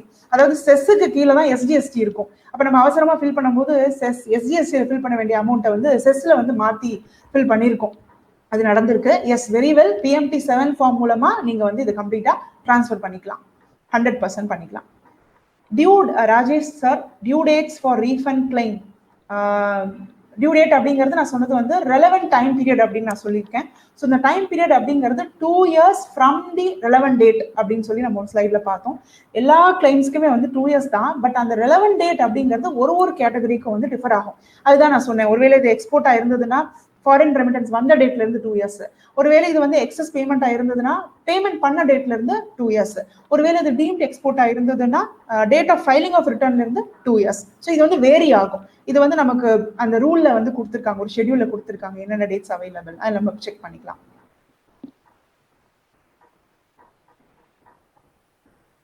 Sir Shri Vishnu sir, can you please repeat due டேட்னு கேட்டிருக்கீங்க, எந்த டேட் கேக்குறீங்கன்னு தெரியல. ஸ்ரீ விஷ்ணு டைட்டா மேடம் கேளுங்க அப்படியே. சரி, ஓகே, நெக்ஸ்ட் போங்க மேடம். Yes sir. சார், நம்ம வரி ஆலோசகர்கள் சங்கத்துல இருந்து ஒரு क्वेश्चन வந்திருக்கு. Relevant date for yes madam, I am right. My name Jayakumar. Okay sir. ஆக்சுவலா என்ன பண்ணிருக்காரு, என்ஆர்ஐ ஒருத்தர் இருக்காரு. ஆக்சுவலா ஒரு இன்சூரன்ஸ் பிரீமியம் பே பண்ணும்போது அதுக்கு முன்னாடி வந்து ஆக்சுவலா என்ஆர்ஐ அக்கௌண்ட்ல பே பண்ணும்போது ஒரு ரீஃபண்ட் ஆட்டோமேட்டிக்கா ஒரு அக்கௌண்ட்டுக்கு ரீஃபண்ட் ஆயிருக்கான். ஓ, ஓகே. இன்சூரன்ஸ் பிரீமியம் அது மாதிரி ஏதாவது பேமெண்ட் அங்கேருந்து ஃபாரின்லேருந்து அவர் பேமெண்ட் இந்தியாவில் எடுக்கும்போது இன்சூரன்ஸ் பிரீமியம் எடுக்கும்போது அதனுடைய ஜிஎஸ்டி ரீஃபண்ட் அக்கௌண்ட் வந்து ஆட்டோமேட்டிக்காக அவருக்கு வந்திருக்குதான், எதுவும் எடுக்கலை அப்படின்னு சொன்னார். அதாவது ஜிஎஸ்டி ஹோல்டராக எதுவும் இல்லை, பட் பேங்க்லேருந்து ஆட்டோமேட்டிக்காக ஒரு ரீஃபண்ட் வந்திருக்குது. பட் இதே இது வந்து என்ஆர்ஓ அக்கௌண்ட்டில் எடுக்க முடியுமா அப்படின்ற மாதிரி கேட்குறாரு. வந்து இஸ் இட் ஓகே? இல்ல, ஜிஎஸ்டிஎன் இல்லாம யாரு சார் இருக்காங்க? ஜிஎஸ்டிஎன் இல்லாம ரீஃபண்ட் வந்திருக்கு. அதுதான் எனக்கு இசட் அது மாதிரி சொல்லியிருக்காரு. சார், நம்ம அப்ளை பண்ணவங்களுக்கே ரீஃபண்ட் கிடைக்க மாட்டேங்குது. இல்ல என்ஆர்ஐ அது மாதிரி கிடைச்சிருக்காரு. Is NRI not resident tax payer registration எடுத்திருக்காரா? இல்லனா அவர் எடுக்கல, பட் பேங்க்ல இருந்தே வந்திருக்கு அப்படின்னு சொல்றாரு. But I am also surprised. அதனாலதான் அவர் கொரி ரைஸ் பண்ணியிருக்காரு. இது மாதிரி என்ஆர்ஐ அக்கௌண்ட்ல சார் அடிக்கடி டெஃபினட்டா 100% ஜிஎஸ்டி ரீஃபண்டா இருக்காது சார். வேற ஏதாவது தான் இருக்கும். பிகாஸ் ஜிஎஸ்டி இல்லாம வரதுக்கு வாய்ப்பு இல்ல இல்ல சார். அது இன்சூரன்ஸ் பேமெண்ட்டுடைய ஜிஎஸ்டி அமௌண்ட் தான் ரீஃபண்டுன்னு போட்டிருக்காங்கன்னு சொல்லியிருக்காங்க. அவங்களுக்கு வந்து லெட்டர் வச்சிருக்காரு. இதே மாதிரி என்ஆர்ஓ அக்கௌண்ட் மூலமா பண்ண முடியுமா அப்படின்னு கேக்குறாரு. அதாவது நம்ம வந்து ஜிஎஸ்டி இருந்தாதான் நம்ம வந்து ரீஃபண்ட் முதல்ல இது நம்ம கிளைம் ஜிஎஸ்டி பண்ணலாம். ஹோல்டர் அந்த கேஷுவல் ட்ரேடர் ஏதாவது பண்ணிருப்பாரு நினைக்கிறேன். ஆமா கேஷுவலா இருக்கலாம். பட் ஆனா எப்படி பார்த்தாலும் கேஷுவல்னாலும் நமக்கு ஜிஎஸ்டின்னு வேணும் இல்லையா? ஜிஎஸ்டி நம்பர் வேணும். சோ கேஷுவல் டீலரா இருக்கலாம், காம்போசிட் டீலரா இருக்கலாம், ரெகுலர் டாக்ஸ் பேயரா இருக்கலாம், யாரா இருந்தாலும் இப்ப ஜிஎஸ்டிஎன் ஹோல்டர்ஸ்க்கு தான் வந்து ரீஃபண்ட் நமக்கு வாய்ப்பு இருக்கு. ஓகே. சோ ஒருவேளை அப்படி அவைல் பண்ணணும் அப்படின்னா அவர் ஜிஎஸ்டிஎன் எடுக்கணும். பட் அவருக்கு சப்ளை வந்து டாக்ஸபிள் இல்லைன்னா அது தேவையில்லை. இல்ல இது மாதிரி என்ஆர்ஐக்கெல்லாம் வந்து எப்படி ரீஃபண்ட் வாங்க முடியும் மேடம்? ஃபார் எக்ஸாம்பிள் இல்ல என்ஆர்ஐ அப்படின்னா அவர் இங்க பிசினஸ் பண்றாரா சார்? ஜிஎஸ்டிஎன் எடுத்து எதுவும் பிசினஸ் பண்றாரா? பிசினஸ் எதுவும் பண்றது இல்ல இங்க. அவர் வந்து ஜெனரலா தான் இது பண்றாரு. Is foreigner. அவர் இங்க எதுவும் பிசினஸ் பண்றாரு. ஃபாரின்ல தான் இருக்காரு. பட் இங்க இருக்கிற ஃபேமிலி மெம்பர்ஸ்க்காக இன்சூரன்ஸ் ஏதாவது எடுக்கிறாரு. அப்ப வந்து இது வந்து ஒருவேளை ஜிஎஸ்டி ஒருவேளை தப்பா அவங்க கலெக்ட் பண்ணி இருந்திருக்கலாம் இன்சூரன்ஸ் கம்பெனி. அது வந்து கம்பெனில இருந்து எதுவும் டைரக்டா ரீஃபண்டா வந்திருக்கிறதுக்கு வாய்ப்பு இருக்கு. ஓகே. பட் டிபார்ட்மெண்ட்ல இருந்து கண்டிப்பா வந்திருக்காது சார். நம்ம ஏன்னா நம்ம பேங்க் அக்கவுண்ட் நம்ம கொடுத்திருக்க மாட்டோம். ஜிஎஸ்டி ஹோல்டர் தானே இருக்கும் பேங்க் அக்கவுண்ட். சோ அப்படி இருக்க வாய்ப்பு இல்ல. ஓகே. சோ இத மாதிரி பாசிபிள் இல்ல. அவர் வந்து என்ஆர்ஐ இருக்கும்போது அவங்க ரெஜிஸ்டர் பண்ணனும். கேஷுவல் ட்ரேடரா இல்ல கேஷுவல் பர்சனா வந்து ரெஜிஸ்டர் பண்ணிட்டு ஆமா சார். இல்லனா என்ஆர்பிபினே ஒரு ரெஜிஸ்ட்ரேஷன் இருக்கு சார். நான் ரெசிடென்ட் டாக்ஸபிள் பர்சனே ஒரு இது இருக்கு, ரெஜிஸ்ட்ரேஷன் கேட்டகரி இருக்கு. அதுல வந்து பண்ணிக்கலாம். அதாவது who occasionally conducts business in India அந்த மாதிரி கேட்டகரியில அவங்க வருவாங்க. அவங்களுக்கு அந்த பிசிக்கல் எக்ஸிஸ்டன்ஸ்லாம் தேவை கிடையாது. இந்தியாவில் rental agreement, principal place of business அதெல்லாம் கேட்க மாட்டாங்க. ஒரே ஒரு ப்ரூஃப் வந்து அவங்களுக்கு அந்த ஃபாரின்ல இருக்கக்கூடிய ப்ரூஃப். இங்க எப்படி நம்ம பேன் வேலிட்னு சொல்றோமோ அந்த கண்ட்ரியில ஏதாவது ஒரு ஐடென்டிட்டி வேலிடிட்டி இருக்கும் இல்லையா? அதை வந்து வச்சு அவங்க என்ஆர்டிபி எடுக்கலாம். எடுத்து அது மூலமா இந்த ஐட்டம்ஸ் வந்து ரீஃபண்ட். பட் அப்ப கூட வந்து நமக்கு இதுல வந்து ஃபர்தரன்ஸ் ஆஃப் சப்ளை அப்படிங்கிற ஒண்ணு கிடையாது. ஸோ சப்ளைன்னு ஒண்ணு இருந்தாதான் ரீஃபண்ட் வாங்க முடியும். இன்சூரன்ஸ்ங்கிறது அவருடைய எக்ஸ்பெண்டிச்சர் தான் அவர் பேர் பண்ணியிருக்காரு, கட்டியிருக்காரு. சோ அதுக்கு ரீஃபண்ட் கிளைம் பண்ண முடியாது. பட் ஏதாவது பிசினஸ் பண்ணியிருந்தாருன்னா he can claim, but as NRI பண்ண முடியும். பண்ண முடியாது. கரெக்ட். பட் அதுக்கு NRI, NRO அது மாதிரி அக்கவுண்ட் ஏதாவது ரெஸ்ட்ரிக்ஷன் இருக்கா மேடம்? ஆக்சுவலா பாத்தீங்கன்னா என்ஆர்ஐ அக்கௌண்ட்டுக்கு ரீஃபண்ட் வராது சார். ரீஃபண்ட் வந்து இப்போ இந்த எக்ஸ்போர்ட் சர்வீஸ் பண்ற கம்பெனிஸ் எல்லாம் என்ஆர்ஐ அக்கௌண்ட் ஒன்று தனியா வச்சிருக்காங்க. ஸோ அதுல வந்து உங்களுக்கு டாலர்ஸா தான் நமக்கு கிரெடிட் ஆகுது. ஒருவேளை அந்த பேங்க் அக்கௌண்ட் நம்பர் நீங்க வந்து உங்க போர்ட்டல்ல தப்பாக தவறுதெல்லாம் கொடுத்துருந்தீங்க அப்படின்னா ரீஃபண்ட் சாங்ஷன் ஆக மாட்டேங்குது. இந்தியன் அக்கௌண்ட் மட்டும்தான், இந்தியன் ருபீஸ் அக்செப்ட் பண்ற அந்த அக்கௌண்ட்டுக்கு மட்டும் தான் வந்து ரீஃபண்ட் ப்ராப்பரா சாங்ஷன் ஆகுது. ஸோ எங்களுடைய ஒரு கேஸ்ல வந்து என்ஆர்ஐ தவறுதலா ஜிஎஸ்டி ரெஜிஸ்ட்ரேஷன் பண்ணும்போது என்ஆர்ஐ உடைய அக்கௌண்ட் வந்து கொடுத்துட்டாங்க. ஸோ ஆல்மோஸ்ட் ரீஃபண்ட் அமௌண்ட் வந்து அவங்களுக்கு அதுல வரவே இல்லை. பேங்க் அக்கௌண்ட் இன்வாலிட்னு சொல்லி அந்த ஸ்டேஜ்ல போய் நின்றுச்சு. ஸோ அதுக்கப்புறம் நாங்கள் அமெண்ட்மெண்ட் போட்டு பேங்க் அக்கௌண்ட்டை ரெக்டிஃபை பண்ணி அதுக்கப்புறம் ஃபர்தர் சாங்ஷன் ஆச்சு. ஸோ அது ஆர்டினரி பிஸ்னஸ் எக்ஸ்பெண்டிச்சர் மட்டும் தான் இவர் கிளைம் பண்ண முடியும். பட் கேஸ் அதுவும் என்ஆர்ஓ அக்கௌண்ட் மூலமாக தான் கிளைம். ஆமா சார். ஃபர்தரா அதை ஒரு ரெஜிஸ்டர் பண்ணியிருந்திருக்கணும் ஜிஎஸ்டி போர்ட்டல்ல. அதுதான் முக்கியம். Okay ma'am, thank you. Any other queries participants? Madam இது சுரேஷ்குமார். ஹலோ சார் கேக்குது மேடம். இந்த என்டோர்ஸ்மென்ட் ஃப்ரம் ஸ்பெஷல் ஆபீசர் எஸ்சிசெட் சொன்னீங்களா மேடம்? இப்போ ஆமா ஆன்லைன்ல சார். வந்திருக்கு. ஆமா சார். அது எப்படி டவுன்லோட் பண்றது மேடம்? சார் இது வந்து ஆக்சுவலா அந்த செஸ் யூனிட்ல இருக்கிறவங்க தான் சார் நமக்கு டவுன்லோட் பண்ணி தர முடியும். இந்த போர்ட்டல் வந்து அவங்க தான் ஆக்சஸ் பண்ண முடியும், நம்ம பண்ண முடியாது. இப்போ ஃபார் எக்ஸாம்பிள் என்னுடைய கிளைண்ட் வந்து செஸ்ஸுக்கு சப்ளை பண்றவர், அவர்கிட்ட வந்து நான் கேட்கும்போது அவரால் அதை டவுன்லோட் பண்ண முடியாது. அந்த செஸ்ல இருக்கிற ஒரு யூனிட் வந்து அவங்களுடைய போர்ட்டல்ல போய் அவங்களுடைய அந்த செஸ் என்டிட்டி ரெஜிஸ்ட்ரேஷன் நம்பர் எல்லாம் போட்டு அந்த cess to TDS supplies procurement form அப்படின்னு ஒரு ஃபார்ம் இருக்கும், அதை டவுன்லோட் பண்ணாங்க அப்படின்னா எப்பெல்லாம் வந்து இந்த சப்ளையர் வந்து அவருக்கு சப்ளை பண்ணாரோ அந்த இன்வாய்ஸ் டீடைல்ஸ் எல்லாம் அதுல வந்து ரெக்கார்ட் ஆயிருக்கு. ஸோ இதை வந்து ஒரு முக்கியமான எவிடன்ஸா வந்து டிபார்ட்மெண்ட்ல கன்சிடர் பண்றாங்க. எதனால முக்கியமான எவிடன்ஸ் அப்படின்னா அந்த particular operation authorised operation coming under the chess அப்படிங்கிறது. அண்ட் இந்த சப்ளை வந்து நடந்திருக்கு, சப்ளை நடந்து முடிஞ்சிருச்சு, சும்மா டம்மியா இல்லாம கரெக்டா சப்ளை நடந்திருக்கு. அண்ட் ஆல்சோ இந்த சப்ளை வந்து அத்தரைஸ்ட் ஆபரேஷன் தான் அப்படிங்கிறதுக்கான ப்ரூஃப் தான் அந்த செஸ் டிடிஏ ப்ரொக்யூர்மெண்ட் ஃபார்ம். அது வந்து செஸ் யூனிட்ல உள்ளவங்க டவுன்லோட் பண்ணி நமக்கு கொடுக்கணும், கொடுத்தாதான் நம்ம ரீஃபண்ட் அப்ளை பண்ண முடியும். Okay okay right. Relevant date for SEZ என்ன மேடம்? அது எஸ்சிசெட்க்கு ரிலவென்ட் அவங்களுக்கு இன்வாய்ஸ் டேட் தான் சார். எஸ்இசெட் பொறுத்த வரைக்கும் அவங்களுடைய ப்ரொக்யூர்மெண்ட் இன்வாய்ஸ் டேட் இருக்கு பாத்தீங்களா, என்னெல்லாம் கமோடிட்டிஸ் பர்ச்சேஸ் பண்றாங்களோ அந்த பர்ச்சேஸ் டேட்ல இருந்து 2 years இருக்கணும். Okay okay madam, right ma'am, thank you. Okay sir. Any other queries, participants? Hello sir. Madam, ஆக்சுவலா 2 கொஸ்டின். இப்போ ஆக்சுவலா 2A இல்லாத பில்ஸ் மாத்திரம் தான் நம்ம வந்து ஸ்கேன் பண்ணி அப்லோட் பண்ணுமா மேம்? ஆமா சார். 2A ஆக்சுவலா நம்ம 2A அப்லோட் பண்ணணும். 2A வந்து எக்ஸல் டவுன்லோட் பண்ணி PDF கன்வெர்ட் பண்ணி நம்ம அப்லோட் பண்றோம். அது போக ஒரு சில பில்ஸ் எனக்கு வரல அப்படின்னு சொன்னா சப்போர்ட்டிங் அனெக்ஷர்ஸ்ல வந்து அந்த பில் காப்பீஸை மட்டும் நான் வச்சா போதும். Okay ma'am. இப்போ 2A எனக்கு வந்துட்டு ஆக்சுவலா ஒரு பில் இருக்கு. அது வந்து நான் நெக்ஸ்ட் இப்போ மார்ச்ல 2A இருக்கு. நான் ஏப்ரல்ல தான் வந்து அக்கௌண்ட் பண்ணியிருக்கிறேன். ஏப்ரல்ல தான் இன்புட் கிளைம் பண்ணியிருக்கிறேன். அது மாதிரி கேஸ்ல நான் இன்புட் எப்படி மேடம் எடுத்துக்கிறது? அது இப்ப நம்ம அந்த ரெலவெண்ட் அந்த பீரியட் ரீஃபண்ட் பீரியட் இருக்குல்ல சார், அது நமக்கு முக்கியம். அதுதானே சொன்னேன். இப்போ ஒருவேளை நம்ம குவார்டர்லி ஃபைலர்ஸா இருந்தோம் அப்படின்னா நமக்கு ஏப்ரல் மேல கட்டாயம் 2A ரிஃப்ளெக்ட் ஆகாது, ஜூன்ல தான் நமக்கு ரிஃப்ளெக்ட் ஆயிருக்கும். அப்படி இருக்கும்போது நான் குவார்டர்லி ஃபைல் பண்ணாதான் எனக்கு வந்து பெஸ்ட் ரிசல்ட் ரீஃபண்ட்ல. Okay okay okay okay okay. அப்புறம் இப்போ எக்ஸ்போர்ட், ஆக்சுவலா சாஃப்ட்வேர் எக்ஸ்போர்ட் அவங்க வந்து LUT அப்ளை பண்ணாம எல்லா டிரான்சாக்ஷன் எல்லாம் பண்ணிட்டாங்க. இப்போ அவங்களுக்கு ரீஃபண்ட் வந்து கிளைம் பண்ண முடியுமா மேடம் 1920K? LUT அப்ளை பண்ணாமனா அப்ப அவங்க IGST பே பண்ணிருக்காங்களா? பே பண்ணல, ஃபுல் 100% எக்ஸ்போர்ட் தான் சாஃப்ட்வேர். பட் ஆனா LUT எடுக்கல. ஓகே. இப்போ இந்த LUT எடுக்காததுக்கு வந்து அதாவது இது வந்து ப்ரொவிஷனல் எங்கேயுமே கிடையாது சார். பட் அது வந்து ஓரலா தான் சொல்றாங்க எல்லா இடத்துலயுமே. அவுட் ஆஃப் இக்னரன்ஸ் வந்து ஒருவேளை அந்த எக்ஸ்போர்ட்டர் வந்து LUT எடுக்கல அப்படின்னு சொன்னா அதுக்கப்புறம் சப்சீக்வெண்டா எடுக்கும்போது இந்த LUTக்கு வந்து ரெட்ராஸ்பெக்டிவ் எஃபெக்ட் கொடுக்குறாங்க அப்படின்னு சொல்லி ஒரு டாக் இருந்தது. அதே மாதிரி இப்போ எங்களுடைய கிளைண்ட் சைட்ல பாத்தீங்கன்னா 2 பேருக்கு இந்த மாதிரி நடந்தது. நாங்க சப்சீக்வெண்டா LUT எடுத்தோம். பட் நம்ம LUT எடுக்கிற அன்னைக்கு அந்த டேட் தான் நமக்கு அந்த LUTல மென்ஷன் ஆகும். அதுக்கு ப்ரீ ரெட்ராஸ்பெக்டிவ் டேட் அதுல வராது. ஸ்டில் வந்து ஆபீசர் வந்து அக்செப்ட் பண்ணிக்கிட்டாரு, ஒன்னும் சொல்லல.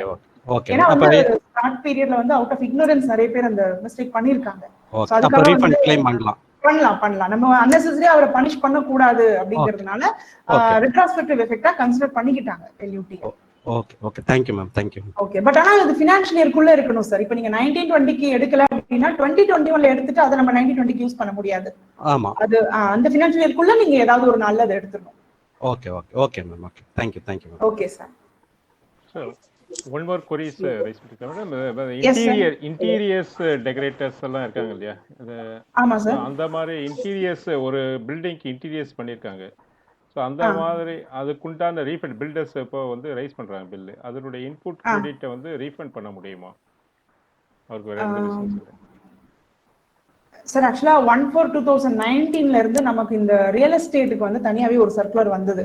ஸோ அதுல பாத்தீங்கன்னா அதுக்கு முன்னாடி அதாவது 31st March 2019 வரைக்கும் அவங்களுக்கு அந்த 12% 18% ஸ்லாப் இருந்தது. அதனால அவங்க இன்புட் டாக்ஸ் கிரெடிட் எடுத்துக்கலாம் அப்படின்னு சொல்லி இருந்தது. பட் 1/4/2019ல இருந்து அவங்களுக்கு அந்த இன்வர்டு ப்ரொக்யூர்மெண்ட் பண்ற மெட்டீரியல்ஸ் எல்லாமே வந்து நோ ITC எலிஜிபிள். ஸோ என்னதான் நான் டாக்ஸ் கட்டி வாங்கியிருந்தாலும் அவுட்வர்ட் சப்ளை வந்து நான் 5%ஓ இல்ல 1%ஓ நான் லெவி பண்ணி நான் கலெக்ட் பண்ணிக்கணுமே தவிர ஐடிசியை வந்து நான் எலிஜிபிலிட்டி எடுக்க கூடாது. ஸோ அதனால எலிஜிபிலிட்டி இல்லை அப்படின்னும் போது நமக்கு அது ரீஃபண்ட் வாங்க முடியாது. பட் அவரு I'm talking about the real estate sector கேட்கல. இப்போ ரியல் எஸ்டேட் இப்போ இன்டீரியர் டெக்கரேட் பர்சன் வந்து ஒரு ஆர்டினரி பர்சனுக்கு வந்து அவருடைய பில்டிங்க்கு இன்ஸ்ட்ரக்ஷன் பிசினஸ் பர்சன் அவரு ஓகே இன்டீரியர் டெக்கரேஷன் பில்ட் பண்றாரு. ஃபுல்லா இன்டீரியர்ஸ் பண்றாங்க. அதுக்கு வந்து ஆர்கிடெக்டர் ஃபீஸ் எல்லாமே அவருக்கு வந்திருக்குது. பில்டிங் கன்ஸ்ட்ரக்ஷன் பண்ண முடியாது. பில்டிங் கன்ஸ்ட்ரக்ஷன் பண்றதுக்காக is not a real estate person. Real estate la interior decoration பண்ணி அவருடைய ஓன் பிசினஸ் பண்ணிருக்கும்போது அவர் இன்டீரியர் டெக்கரேட் ஃபுல்லா பண்ணிருக்காரு, கன்ஸ்ட்ரக்ஷன் பண்ணிருக்காரு. இந்த மாதிரி சிச்சுவேஷன்ல அதனுடைய மெட்டீரியல் இதுக்கு வந்த இன்புட் எல்லாம் இருக்கு இல்லையா? அவருடைய ஆபீஸ்க்காக பண்ணிருக்கிற அதனுடைய bills, architect fees, construction fees அதெல்லாம் வந்திருக்கு. அதனுடைய இன்புட் பில்ஸ் வந்திருக்கு. ஸோ அது லார்ஜ் அமௌண்ட்டாக இருக்கு. ஸோ அது வந்து அவர் எடுக்க முடியுமா அந்த மாதிரி கேட்குறாரு. எடுக்க முடியாது சரி. ஏன்னா இது நமக்கு செக்ஷன் 17 பிளாக்டு கிரெடிட்லயே வந்து இந்த ஐட்டம் வந்துருது. இம்மூவபிள் ப்ராப்பர்ட்டியினுடைய கிரெடிட்டை வந்து நம்ம வந்து எலிஜிபிலிட்டியே கிடையாது நமக்கு எடுக்கிறதுக்கு. ஸோ கிரெடிட் லெஜருக்கே அதை நம்ம பாஸ் பண்ணக்கூடாது. கிரெடிட் லெஜர்லயே பாஸ் பண்ணக்கூடாது அப்படின்னும் போது நமக்கு சப்சிக்வெண்டா ரீஃபண்டும் வந்து இதுல கிடையாது. ஒன்லி திங் என்ன பண்ணலாம் அப்படின்னா அந்த டாக்ஸஸ் பே பண்ண அந்த ஜிஎஸ்டி எல்லாமே வந்து அவர் கேபிட்டலைஸ் பண்ணி டெப்ரிசியேஷன் கிளைம் பண்ணிக்க வேண்டிதான். ஸோ செக்ஷன் 17ல பிளாக்டு கிரெடிட்ல வர எல்லா ஐட்டத்துக்கும் வந்து நம்ம ஒன்லி லெஃப்ட் அவுட் ஆப்ஷன் வந்து கேபிட்டலைஸ் பண்ணி டெப்ரிசியேஷன் கிளைம் பண்ணிக்கலாம். ஈவன் தோ ஆர்கிடெக்ட் ஃபீ அது மாதிரி இருந்தாலும் ஈவன் எடுக்க முடியாது. ஏன்னா இது வந்து ஃபர்தரன்ஸ் ஆஃப் சப்ளை இல்ல சார். சோ அதனால இந்த இடத்துல இதே வந்து அவர் கன்ஸ்ட்ரக்ஷன் பிசினஸ் பண்றாரு அப்படின்னா ஆமா ஃபர்தரன்ஸ் ஆஃப் சப்ளை இருக்கும். அது வந்து அவருடைய ஸ்டாக் மாதிரி ஆயிடும். ஸோ இன்புட் அவுட்புட் மேட்ச் ஆயிடும். பட் இது வந்து நான் ஆஃபீஸ் கட்டி நான் உட்காந்து அங்க சர்வீஸ் பண்ண போறேன் அப்படின்னும் போது நம்ம அதை எடுக்க முடியாது. பட் இது வந்து நீங்க வந்து இம்மோபிள் ப்ராப்பர்ட்டின்னு பிரிச்சு போடாம ஃபர்னிச்சர், டேபிள் அப்படி நீங்க போட்டீங்கன்னா அது எக்ஸ்பெண்டிச்சர் மாதிரி ஆயிடும் சார். அதாவது அதுல அந்த செக்ஷன் 17ல ஒரு வார்த்தை வரும் சார், to the extent of capitalisation அப்படின்னு சொல்லுவாங்க. To the extent of capitalisation சொல்லும் போது கேபிட்டலைஸ் பண்ற வரைக்கும் ஜிஎஸ்டி எடுக்க முடியாது. இதே நீங்க ரெவென்யூவா ட்ரீட் பண்ணிருந்தீங்கன்னா ஆஃபீஸ் எக்ஸ்பெண்டிச்சரா அசியூம் பண்ணி நமக்கு வந்து அதை இன்புட்டா எடுத்துக்கலாம். இல்ல அவருடைய ஆர்குமெண்ட் என்னன்னா ஆல்ரெடி பில்டிங் கன்ஸ்ட்ரக்டட், பட் ரீசெண்டா வந்து ரிப்பேர்ஸ் அண்ட் மெயின்டெனன்ஸ் அது மாதிரி ஏதாவது இன்டீரியர் மாடர்னைஸ் பண்ற நியூ பில்டிங் வந்து இப்ப கன்ஸ்ட்ரக்ஷன் இப்போ நியூ பர்சன் டெனன்ட் யாராவது வராங்கன்னா அவங்களுக்காக வந்து மாடர்னைஸ் பண்றாரு. Okay okay. அது அவருடைய சர்வீஸ். ஹலோ எஸ் மேடம் சொல்லுங்க. மாடர்னைஸ் பண்றாரு அந்த பில்டிங்க்கு. ஓகே அந்த இல்ல அதுதான் ஆல்ரெடி கன்ஸ்ட்ரக்டட் பில்டிங் தான் இது. Okay okay. அதான் சார் இன்டீரியர் டெக்கரேஷன் போது அது ஒர்க்ஸ் கான்ட்ராக்ட் தான் வருது, ஃபிக்ஸட் சப்ளைல தான் வருது, இம்மோபிள் ப்ராப்பர்ட்டி சப்ளைல வருது. ஸோ எடுக்க முடியாது. ஒருவேளை நீங்க ஃபர்னிச்சர்னு தனியா போட்டிருந்தீங்கன்னா எடுக்கலாம், எடுக்க பாசிபிலிட்டி இருக்கு. அந்த ரெவென்யூ கேபிட்டலைஸ் அது ரெண்டுத்துக்கும் உள்ள டிஃபரன்ஸ் தான் சார், எடுக்கிறது எடுக்காதது. கண்டிப்பா. நெக்ஸ்ட் யாரோ கொரிஸ் ரைஸ் பண்ணாங்க மேடம். சேனல்ல நந்தினி இளங்கோவன் போட்டுருக்காங்க. Hello madam. Can a NRI make investment in partnership with Indian? If so, what is the procedure? Investment பண்ணலாம் சார், பண்ணக்கூடாதுன்னு ஒன்றும் இல்லை. பட் இதுல ஜிஎஸ்டி ஆங்கிள் எனக்கு இதுல ஒன்றும் பெருசா ஒன்றும் இம்ப்ளிகேஷன் இருக்கிற மாதிரி தெரியல. நீங்க நார்மலா ஒரு பார்ட்னர்ஷிப் அக்ரிமெண்ட் என்டர் பண்றதுக்காக கேட்டிருக்கீங்க. எஸ் பண்ணிக்கலாம், அதனால ஒன்றும் இஷ்யூ இல்லை சார். ப்ரொவைடட் நம்ம அந்த ஃபர்ம்ல வந்து பார்ட்னரா எடுக்க எலிஜிபிலிட்டி இருக்கக்கூடிய அளவுக்கு நம்ம ப்ரூஃப் சப்மிட் பண்ண போறோம், அவ்வளவுதான். ஃபர்மை ரெஜிஸ்டர் பண்ணும்போது அந்த பார்ட்னரா இருக்கக்கூடிய எலிஜிபிலிட்டிக்கான ப்ரூஃப் கொடுக்குறோம், அவ்வளவுதான். மற்றபடி வேற ஒன்றும் இஷ்யூஸ் இருக்கிற மாதிரி தெரியல மேடம். ஸ்ரீ விஷ்ணு உங்க டவுட் கேட்கலாம், மைக் அன்மியூட் பண்ணி கேட்கலாம். Sure. Thank you ma'am. Thank you sir. Ma'am actually அந்த ரீஃபண்ட் ப்ராசஸ் எக்ஸ்பிளைன் பண்றப்போ அந்த ரீஃபண்டுக்கான டியூ டேட்ஸ் பத்தி நம்ம பேசுறப்போ ஒரு டைப் ஆஃப் ரீஃபண்டுக்கும் ஒரு டியூ டேட்னு சொன்னீங்களா மேம்? அது மட்டும் சொன்னீங்கன்னா ஹெல்ப்ஃபுல்லா இருக்கும் மேம். அந்த சப்போஸ் ஆன் எக்ஸ்பர்ட் ஆஃப் ஜிஎஸ்டினா ஃப்ரம் அந்த date of filing of GST 1ல இருந்தா இல்ல அந்த எக்ஸ்போர்ட் பண்ண டேட்ல இருந்தா அப்படி? அதாவது இப்போ வந்து உங்களுக்கு என்ன கேட்டகரி சார்? எக்ஸ்போர்ட் ஆஃப் குட்ஸா சர்வீசஸா எதுல வருவீங்க? இல்ல ஆக்சுவலி நான் ஸ்டூடெண்ட் மேம், சோ படிக்க யூஸ் ஆகும். Okay okay. சோ அப்ப இதுக்கு ஒரு தனி ஷெட்யூல் இருக்கு சார். நான் வேணா இதை உங்களுக்கு நான் போட்டோ எடுத்து வேணா நான் ஷேர் பண்றேன். இப்போ எனக்கு விஷ்ணு சாரோட ஐடி தான் இருக்கு, நான் சாரோட ஐடிக்கு வேணா ஃபார்வர்ட் பண்றேன். Sure ma'am. விஷ்ணு அப்படியே உங்களுக்கு ஷேர் பண்றோம் ஸ்ரீ விஷ்ணு, சரிங்களா? Don't worry. Okay ma'am. Okay sir. Thank you sir. Thank you. Hello participants any question கேளுங்க Vinod. Sir Coimbatore from Coimbatore. Yes sir. Madam நான் வந்து கவர்மெண்ட் என்டிட்டிக்கு வந்து சப்ளை பண்றேன் சார். கவர்மெண்ட் புரியல. கவர்மெண்ட் என்டிட்டி ஓகே நான் சப்ளை பண்றேன். அப்ப அவங்க வந்து எங்களுக்கு வந்து பில்லுக்கு வந்து டிடிஎஸ் டிடக்ட் பண்ணி அத ஜிஎஸ்டி 7ல வந்து அவங்க பே பண்ணிடுறாங்க. ஓகே. நாங்க வந்து அதை அக்செப்ட் பண்ணி ஜிஎஸ்டி 7 ஃபைல் பண்ணிட்டு பட் டிடிஎஸ் 7 வந்து எங்களுக்கு ஜென்ரேட் ஆயிடும். ஓகே. இது வரைக்கும் வந்து எங்களுக்கு அப்படிதான் ஜென்ரேட் ஆயிட்டு இருந்துச்சு. அதை பேஸ் பண்ணி நான் வந்து ரீஃபண்ட் கிளைம் வந்து உங்களுக்கு கிரெடிட் ஆயிடுச்சு. Okay okay. லாஸ்ட் மந்த் வந்து எங்களுக்கு ஜிஎஸ்டி ஃபைல் பண்ணிட்டோம், பட் ஜிஎஸ்டி 7 வந்து ஜென்ரேட் ஆகும். Okay okay. அது நாங்கள் இன்னும் ரீஃபண்ட் கிளைம் பண்ணிக்கணும். அதை பேஸ் பண்ணி ரிட்டர்ன் ஒரு கான்ஸ்ட் வந்து ரீஃபண்ட் கிளைம் பண்ணுவோம். இன்கேஸ் அந்த 7 ஜென்ரேட் ஆகாதனால எதுவும் ப்ராப்ளம் இல்ல. இப்போ உங்களுக்கு கிரெடிட் ஆயிடுச்சா சார்? கேஷ் லெட்ஜர்ல கிரெடிட் ஆயிடுச்சு. ஓகே, அப்ப பிரச்சனை இல்ல சார், கிளைம் பண்ணிக்கலாம், அப்ப பிரச்சனை இல்ல. ஓகே. இப்போ அந்த ஷைன் கொஸ்டின் இப்போ நாங்க இன்வெர்டட் டியூட்டி ஸ்ட்ரக்சர் மூலமா வந்து ரீஃபண்ட் கிளைம் பண்ணிருக்கோம் 2A பேஸ் பண்ணி. ஓகே நாங்க வந்து வேற ஒரு 2A என்ன ரெஃப்ளெக்ட் ஆயிருக்கோ அது பேஸ் பண்ணி நாங்க ரீஃபண்ட் கிளைம் பண்ணோம். அதுவும் கிரெடிட் ஆயிருச்சு. ஓகே இன் கேஸ் வந்து பிசிக்கல் வெரிஃபிகேஷனுக்கு வந்து பர்ச்சேஸ் பில்ஸ் வந்து வெரிஃபிகேஷன் பண்றதுக்கு எதுவும் கேட்பாங்களா? இல்ல சார் 2A தான் இப்போதைக்கு பிரைமரி எவிடன்ஸ். நான் சொன்ன மாதிரி 2A நீங்க அப்லோட் பண்ணியிருந்தீங்க அப்படின்னா ஃபர்தரா அவங்க கிட்ட கேட்க மாட்டாங்க. ஒருவேளை நீங்க கிளைம் பண்ணிருக்க அமௌண்ட்டுக்கும் 2Aக்கும் டிஃபரன்ஸ் இருக்கு அப்படின்னு சொன்னா ஏன் இந்த அமௌண்ட் 2Aல வரல அப்படிங்கிற மாதிரி குவரி வேணா ரைஸ் பண்ணுவாங்க. மத்தபடி வந்து 2A போதும் சார். ஓகே, நாங்க வந்து அது கரெக்டா 2A என்ன இருக்கோ அது மட்டும் தான் கிளைம் பண்ணிருக்கோம். ஓகே, அப்போ ப்ராப்ளம் ஆடிட்டிங் பர்பஸ்ல இது கேட்பாங்க அப்படின்ற இல்ல சார், அப்ப ப்ராப்ளம் இல்ல. 100% பக்காவா இருக்கு. அப்போ ஏன்னா 2Aல வந்துருச்சு இல்லையா, சோ அது போதும். Okay ma'am, thank you sir. Okay, participant any other questions? Hello ma'am. Yes sir. இல்லைங்க மேம். மேம் இது இந்த கொஸ்டின் வந்து பாத்தீங்கன்னா நீங்க ஒரு எக்ஸாம்பிள் சொன்னீங்க. இப்போ வந்து சப்போஸ் வந்து எக்ஸ்போர்ட் ஆஃப் குட்ஸ் பண்ணியிருந்தா இப்போ வந்து என்னோட கேஸ் எப்படின்னா பிரகாஷ் வாய்ஸ் கிளியரா இல்ல. இப்போ கேக்குதா சார்? எஸ் சார், சொல்லுங்க சார். ஓகே, கேக்குதுங்க, சொல்லுங்க. இப்போ வந்து என்னோட கிளைண்ட் எப்படின்னா லைக் எப்படின்னா 2018-19 வந்து எக்ஸ்போர்ட் பண்ணியிருந்தாரு end of the March month. But ஆனா அவர் வந்து என்னன்னா எல்யூடி எடுக்கவே இல்லை. ஸோ அவர் வந்து சப்ளை பண்ணிட்டாரு. ஸோ அதுக்கப்புறம் வந்து அந்த கிளைண்ட் வந்து கேட்கும் போது எல்யூடி எடுத்துட்டு தான் பண்ணியிருக்கணும் அப்படின்னு சொன்னனால சரி ஒரு கிளாரிபிகேஷன் இருந்தனால சரி டிபார்ட்மெண்ட்ல போய் கேட்டிருந்தோம். டிபார்ட்மெண்ட்ல கேட்கும் போது அவங்க என்ன சொன்னாங்கன்னா இல்ல நீங்க கண்டிப்பா பேமெண்ட் பண்ணிட்டு தான் இதை ஃபைல் பண்ணணும் அப்படின்னு சொன்னதுக்காக அந்த மார்ச் மந்த் நான் என்ன பண்ணிட்டேன், ஜிஎஸ்டி 3B வந்து பேமெண்ட் பண்ணிட்டேன். ஓகே, அமௌண்ட் பேமெண்ட் பண்ணிட்டேன். பட் ஆனா ஷிப்பிங் பில்ல வந்து அந்த இது இல்ல, ஐஜிஎஸ்டி கிடையாது. ஏன்னா 0 தான் போட்டு இது பண்ணியிருந்தாங்க. ஓகே. ஸோ இப்ப அதுக்கப்புறம் இவங்க சொன்ன பிறகு சரி இவங்கள்ட்ட போயிட்டு கிளாரிபிகேஷன் கேட்கறாங்கன்னு தெரியும். நான் பே பண்ணிட்டோம் சார். அதே மாதிரி வந்து ஜிஎஸ்டி 1லயும் வந்து எல்லாத்தையும் போட்டுருக்கோம், எல்லா பில்லும் போட்டுட்டு இப்ப என்ன பண்றேன்னு சொன்னா அவங்க ரீஃபண்ட் அப்ளை பண்ணுங்க வரும் அப்படின்னு சொல்லிட்டாங்க. ஸோ நானும் என்ன பண்ணிட்டேன், ரீஃபண்ட் அப்ளை பண்ணிட்டேன். ரீஃபண்ட் அப்ளை பண்ண பிறகு அதுக்கப்புறம் வந்து டிலே ஆயிட்டே இருந்தது. போய் கேட்கும் போது ஆயிரும் அப்படின்னு சொன்னாங்க. அதுக்கப்புறம் வந்து அவங்க வந்து என்ன சொல்லிட்டாங்க, சரி நீங்க பர்டிகுலர் டிபார்ட்மெண்ட்ல போய் கேளுங்க, ஏதோ இஷ்யூ இருக்கும் அப்படின்னு சொன்னாங்க. அங்க போய் கேட்டதுக்கு இது வந்து ப்ராப்பரான வே கிடையாது. நீங்க ஏன்னா ஐஜிஎஸ்டி ரெஃப்ளெக்ட் ஆகும்போது உங்களுக்கு எப்படி வந்து எலிஜிபிள் இருக்கும் அப்படின்னு சொன்னாங்க. நான் வந்து இது டிபார்ட்மெண்ட் சொன்ன பிறகுதான் சார் அது பண்ணனா அப்படின்னு போயிடுச்சு. இந்த மாதிரி சுச்சுவேஷன்ல என்ன மேம் பண்றது? இல்ல ஆக்சுவலா வந்து இப்போ நீங்க ஷிப்பிங் பில் ஃபைல் பண்ணும்போது ஐஜிஎஸ்டி 0ன்னு பண்ணிருக்கீங்கல்ல, ஆமா மேம். அப்பவே வந்து நீங்க எல்யூடி இருக்கிற அசம்ஷன்ல தானே பண்ணிருக்கீங்க.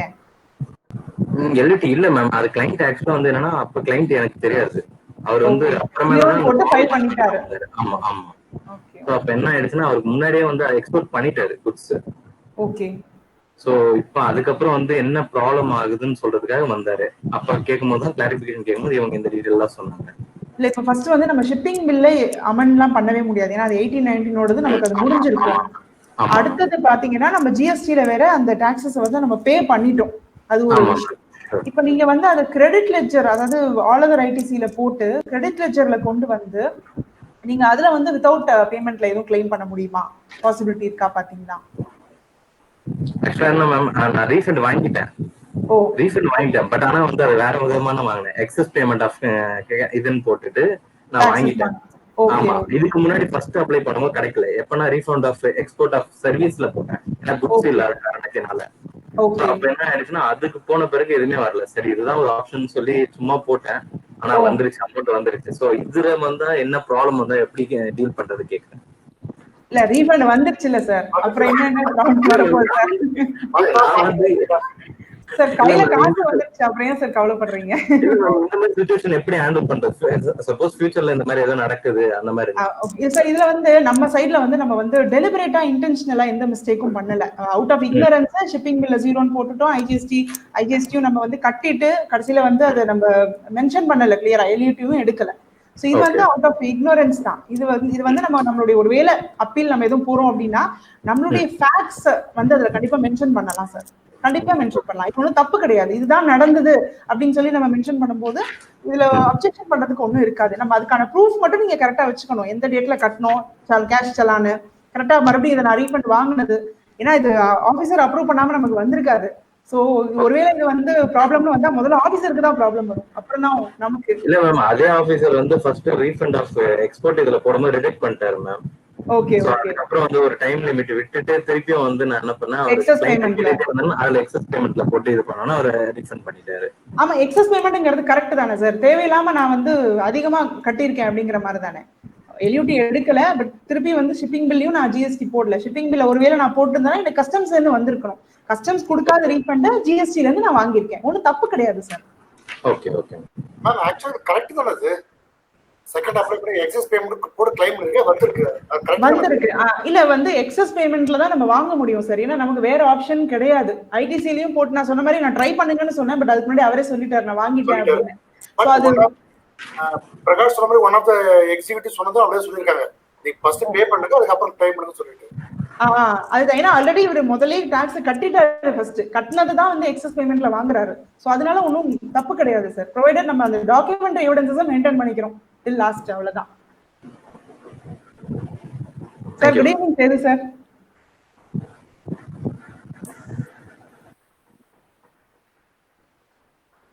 சார் மைக் ஆகனா உங்களுக்கு? சரி சார் மைக் ஆனாங்கல. சரி sir. Sir very good evening. உங்களை இந்த பிளாட்ஃபார்ம்ல மீட் பண்றது ரொம்ப சந்தோஷம். இப்போ இவங்களுக்கு ஆன்சர் பண்ணல சின்ன ஒரு டிஃபரன்ஸ் ஒபினியன், டோன்ட் மிஸ்டேக். அதாவது நீங்க என்ன சொன்னீங்க, அவர் எக்ஸ்போர்ட்டுக்கு எல்யூடியும் கிடையாது. ஆமா. வித்தவுட் பேமெண்ட் ரீஃபண்ட் வாங்கிட்டாரு. அப்ப it export is valid or not? ஒன்னு எல்யூடி போட்டா வித்தவுட் பேமெண்ட் கரெக்ட், போட்ட பேமெண்ட்டையும் எக்ஸஸ் ரிப்போர்ட் வாங்கிட்டார். பின்னாடி கண்டிப்பா ஆடிட்ல ப்ராப்ளம் வரும். ஆபீசருக்கு பிரச்சனை வருது இல்லையா, அசஸிங் ப்ராப்ளம் வரும். ஒன்னு ஏடி ஆடிட்ல அவரை பிடிப்பான், இல்ல எக்ஸ்போர்ட் கொடுத்த ஆடிட் பூரா அப்ப ஃபுல்லாமே ஆடிட் வந்துட்டு இருக்கு. கோயம்புத்தூர் 5-6 ஆடிட் நான் ஃபேஸ் பண்ணேன்.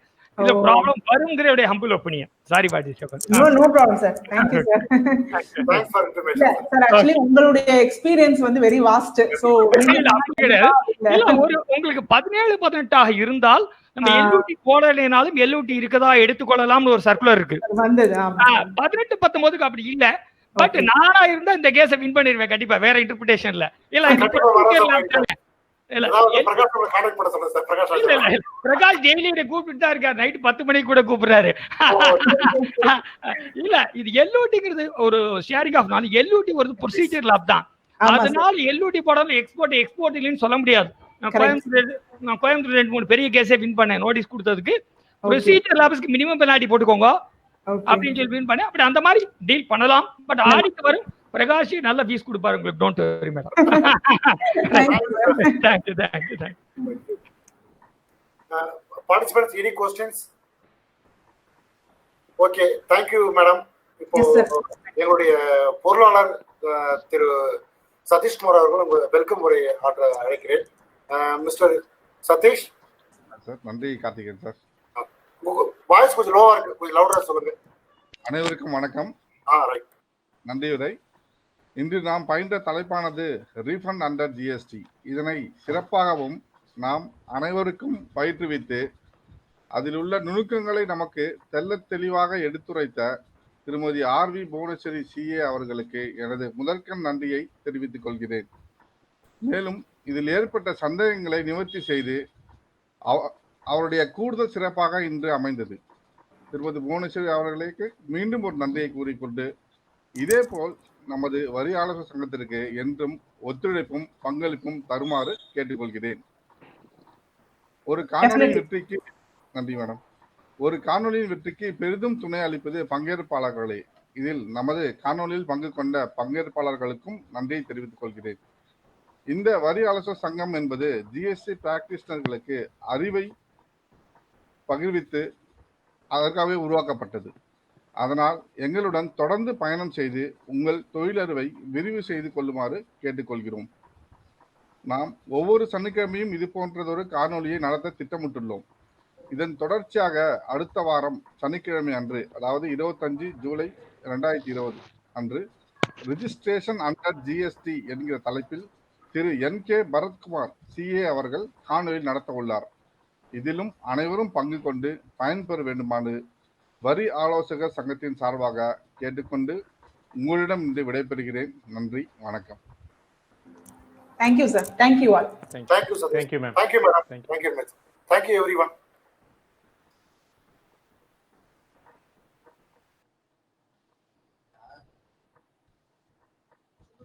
Don't forget to subscribe to our Vari Alosgagal Sangam YouTube channel. Please like, comment and subscribe to our channel, and click the bell icon to get video updates.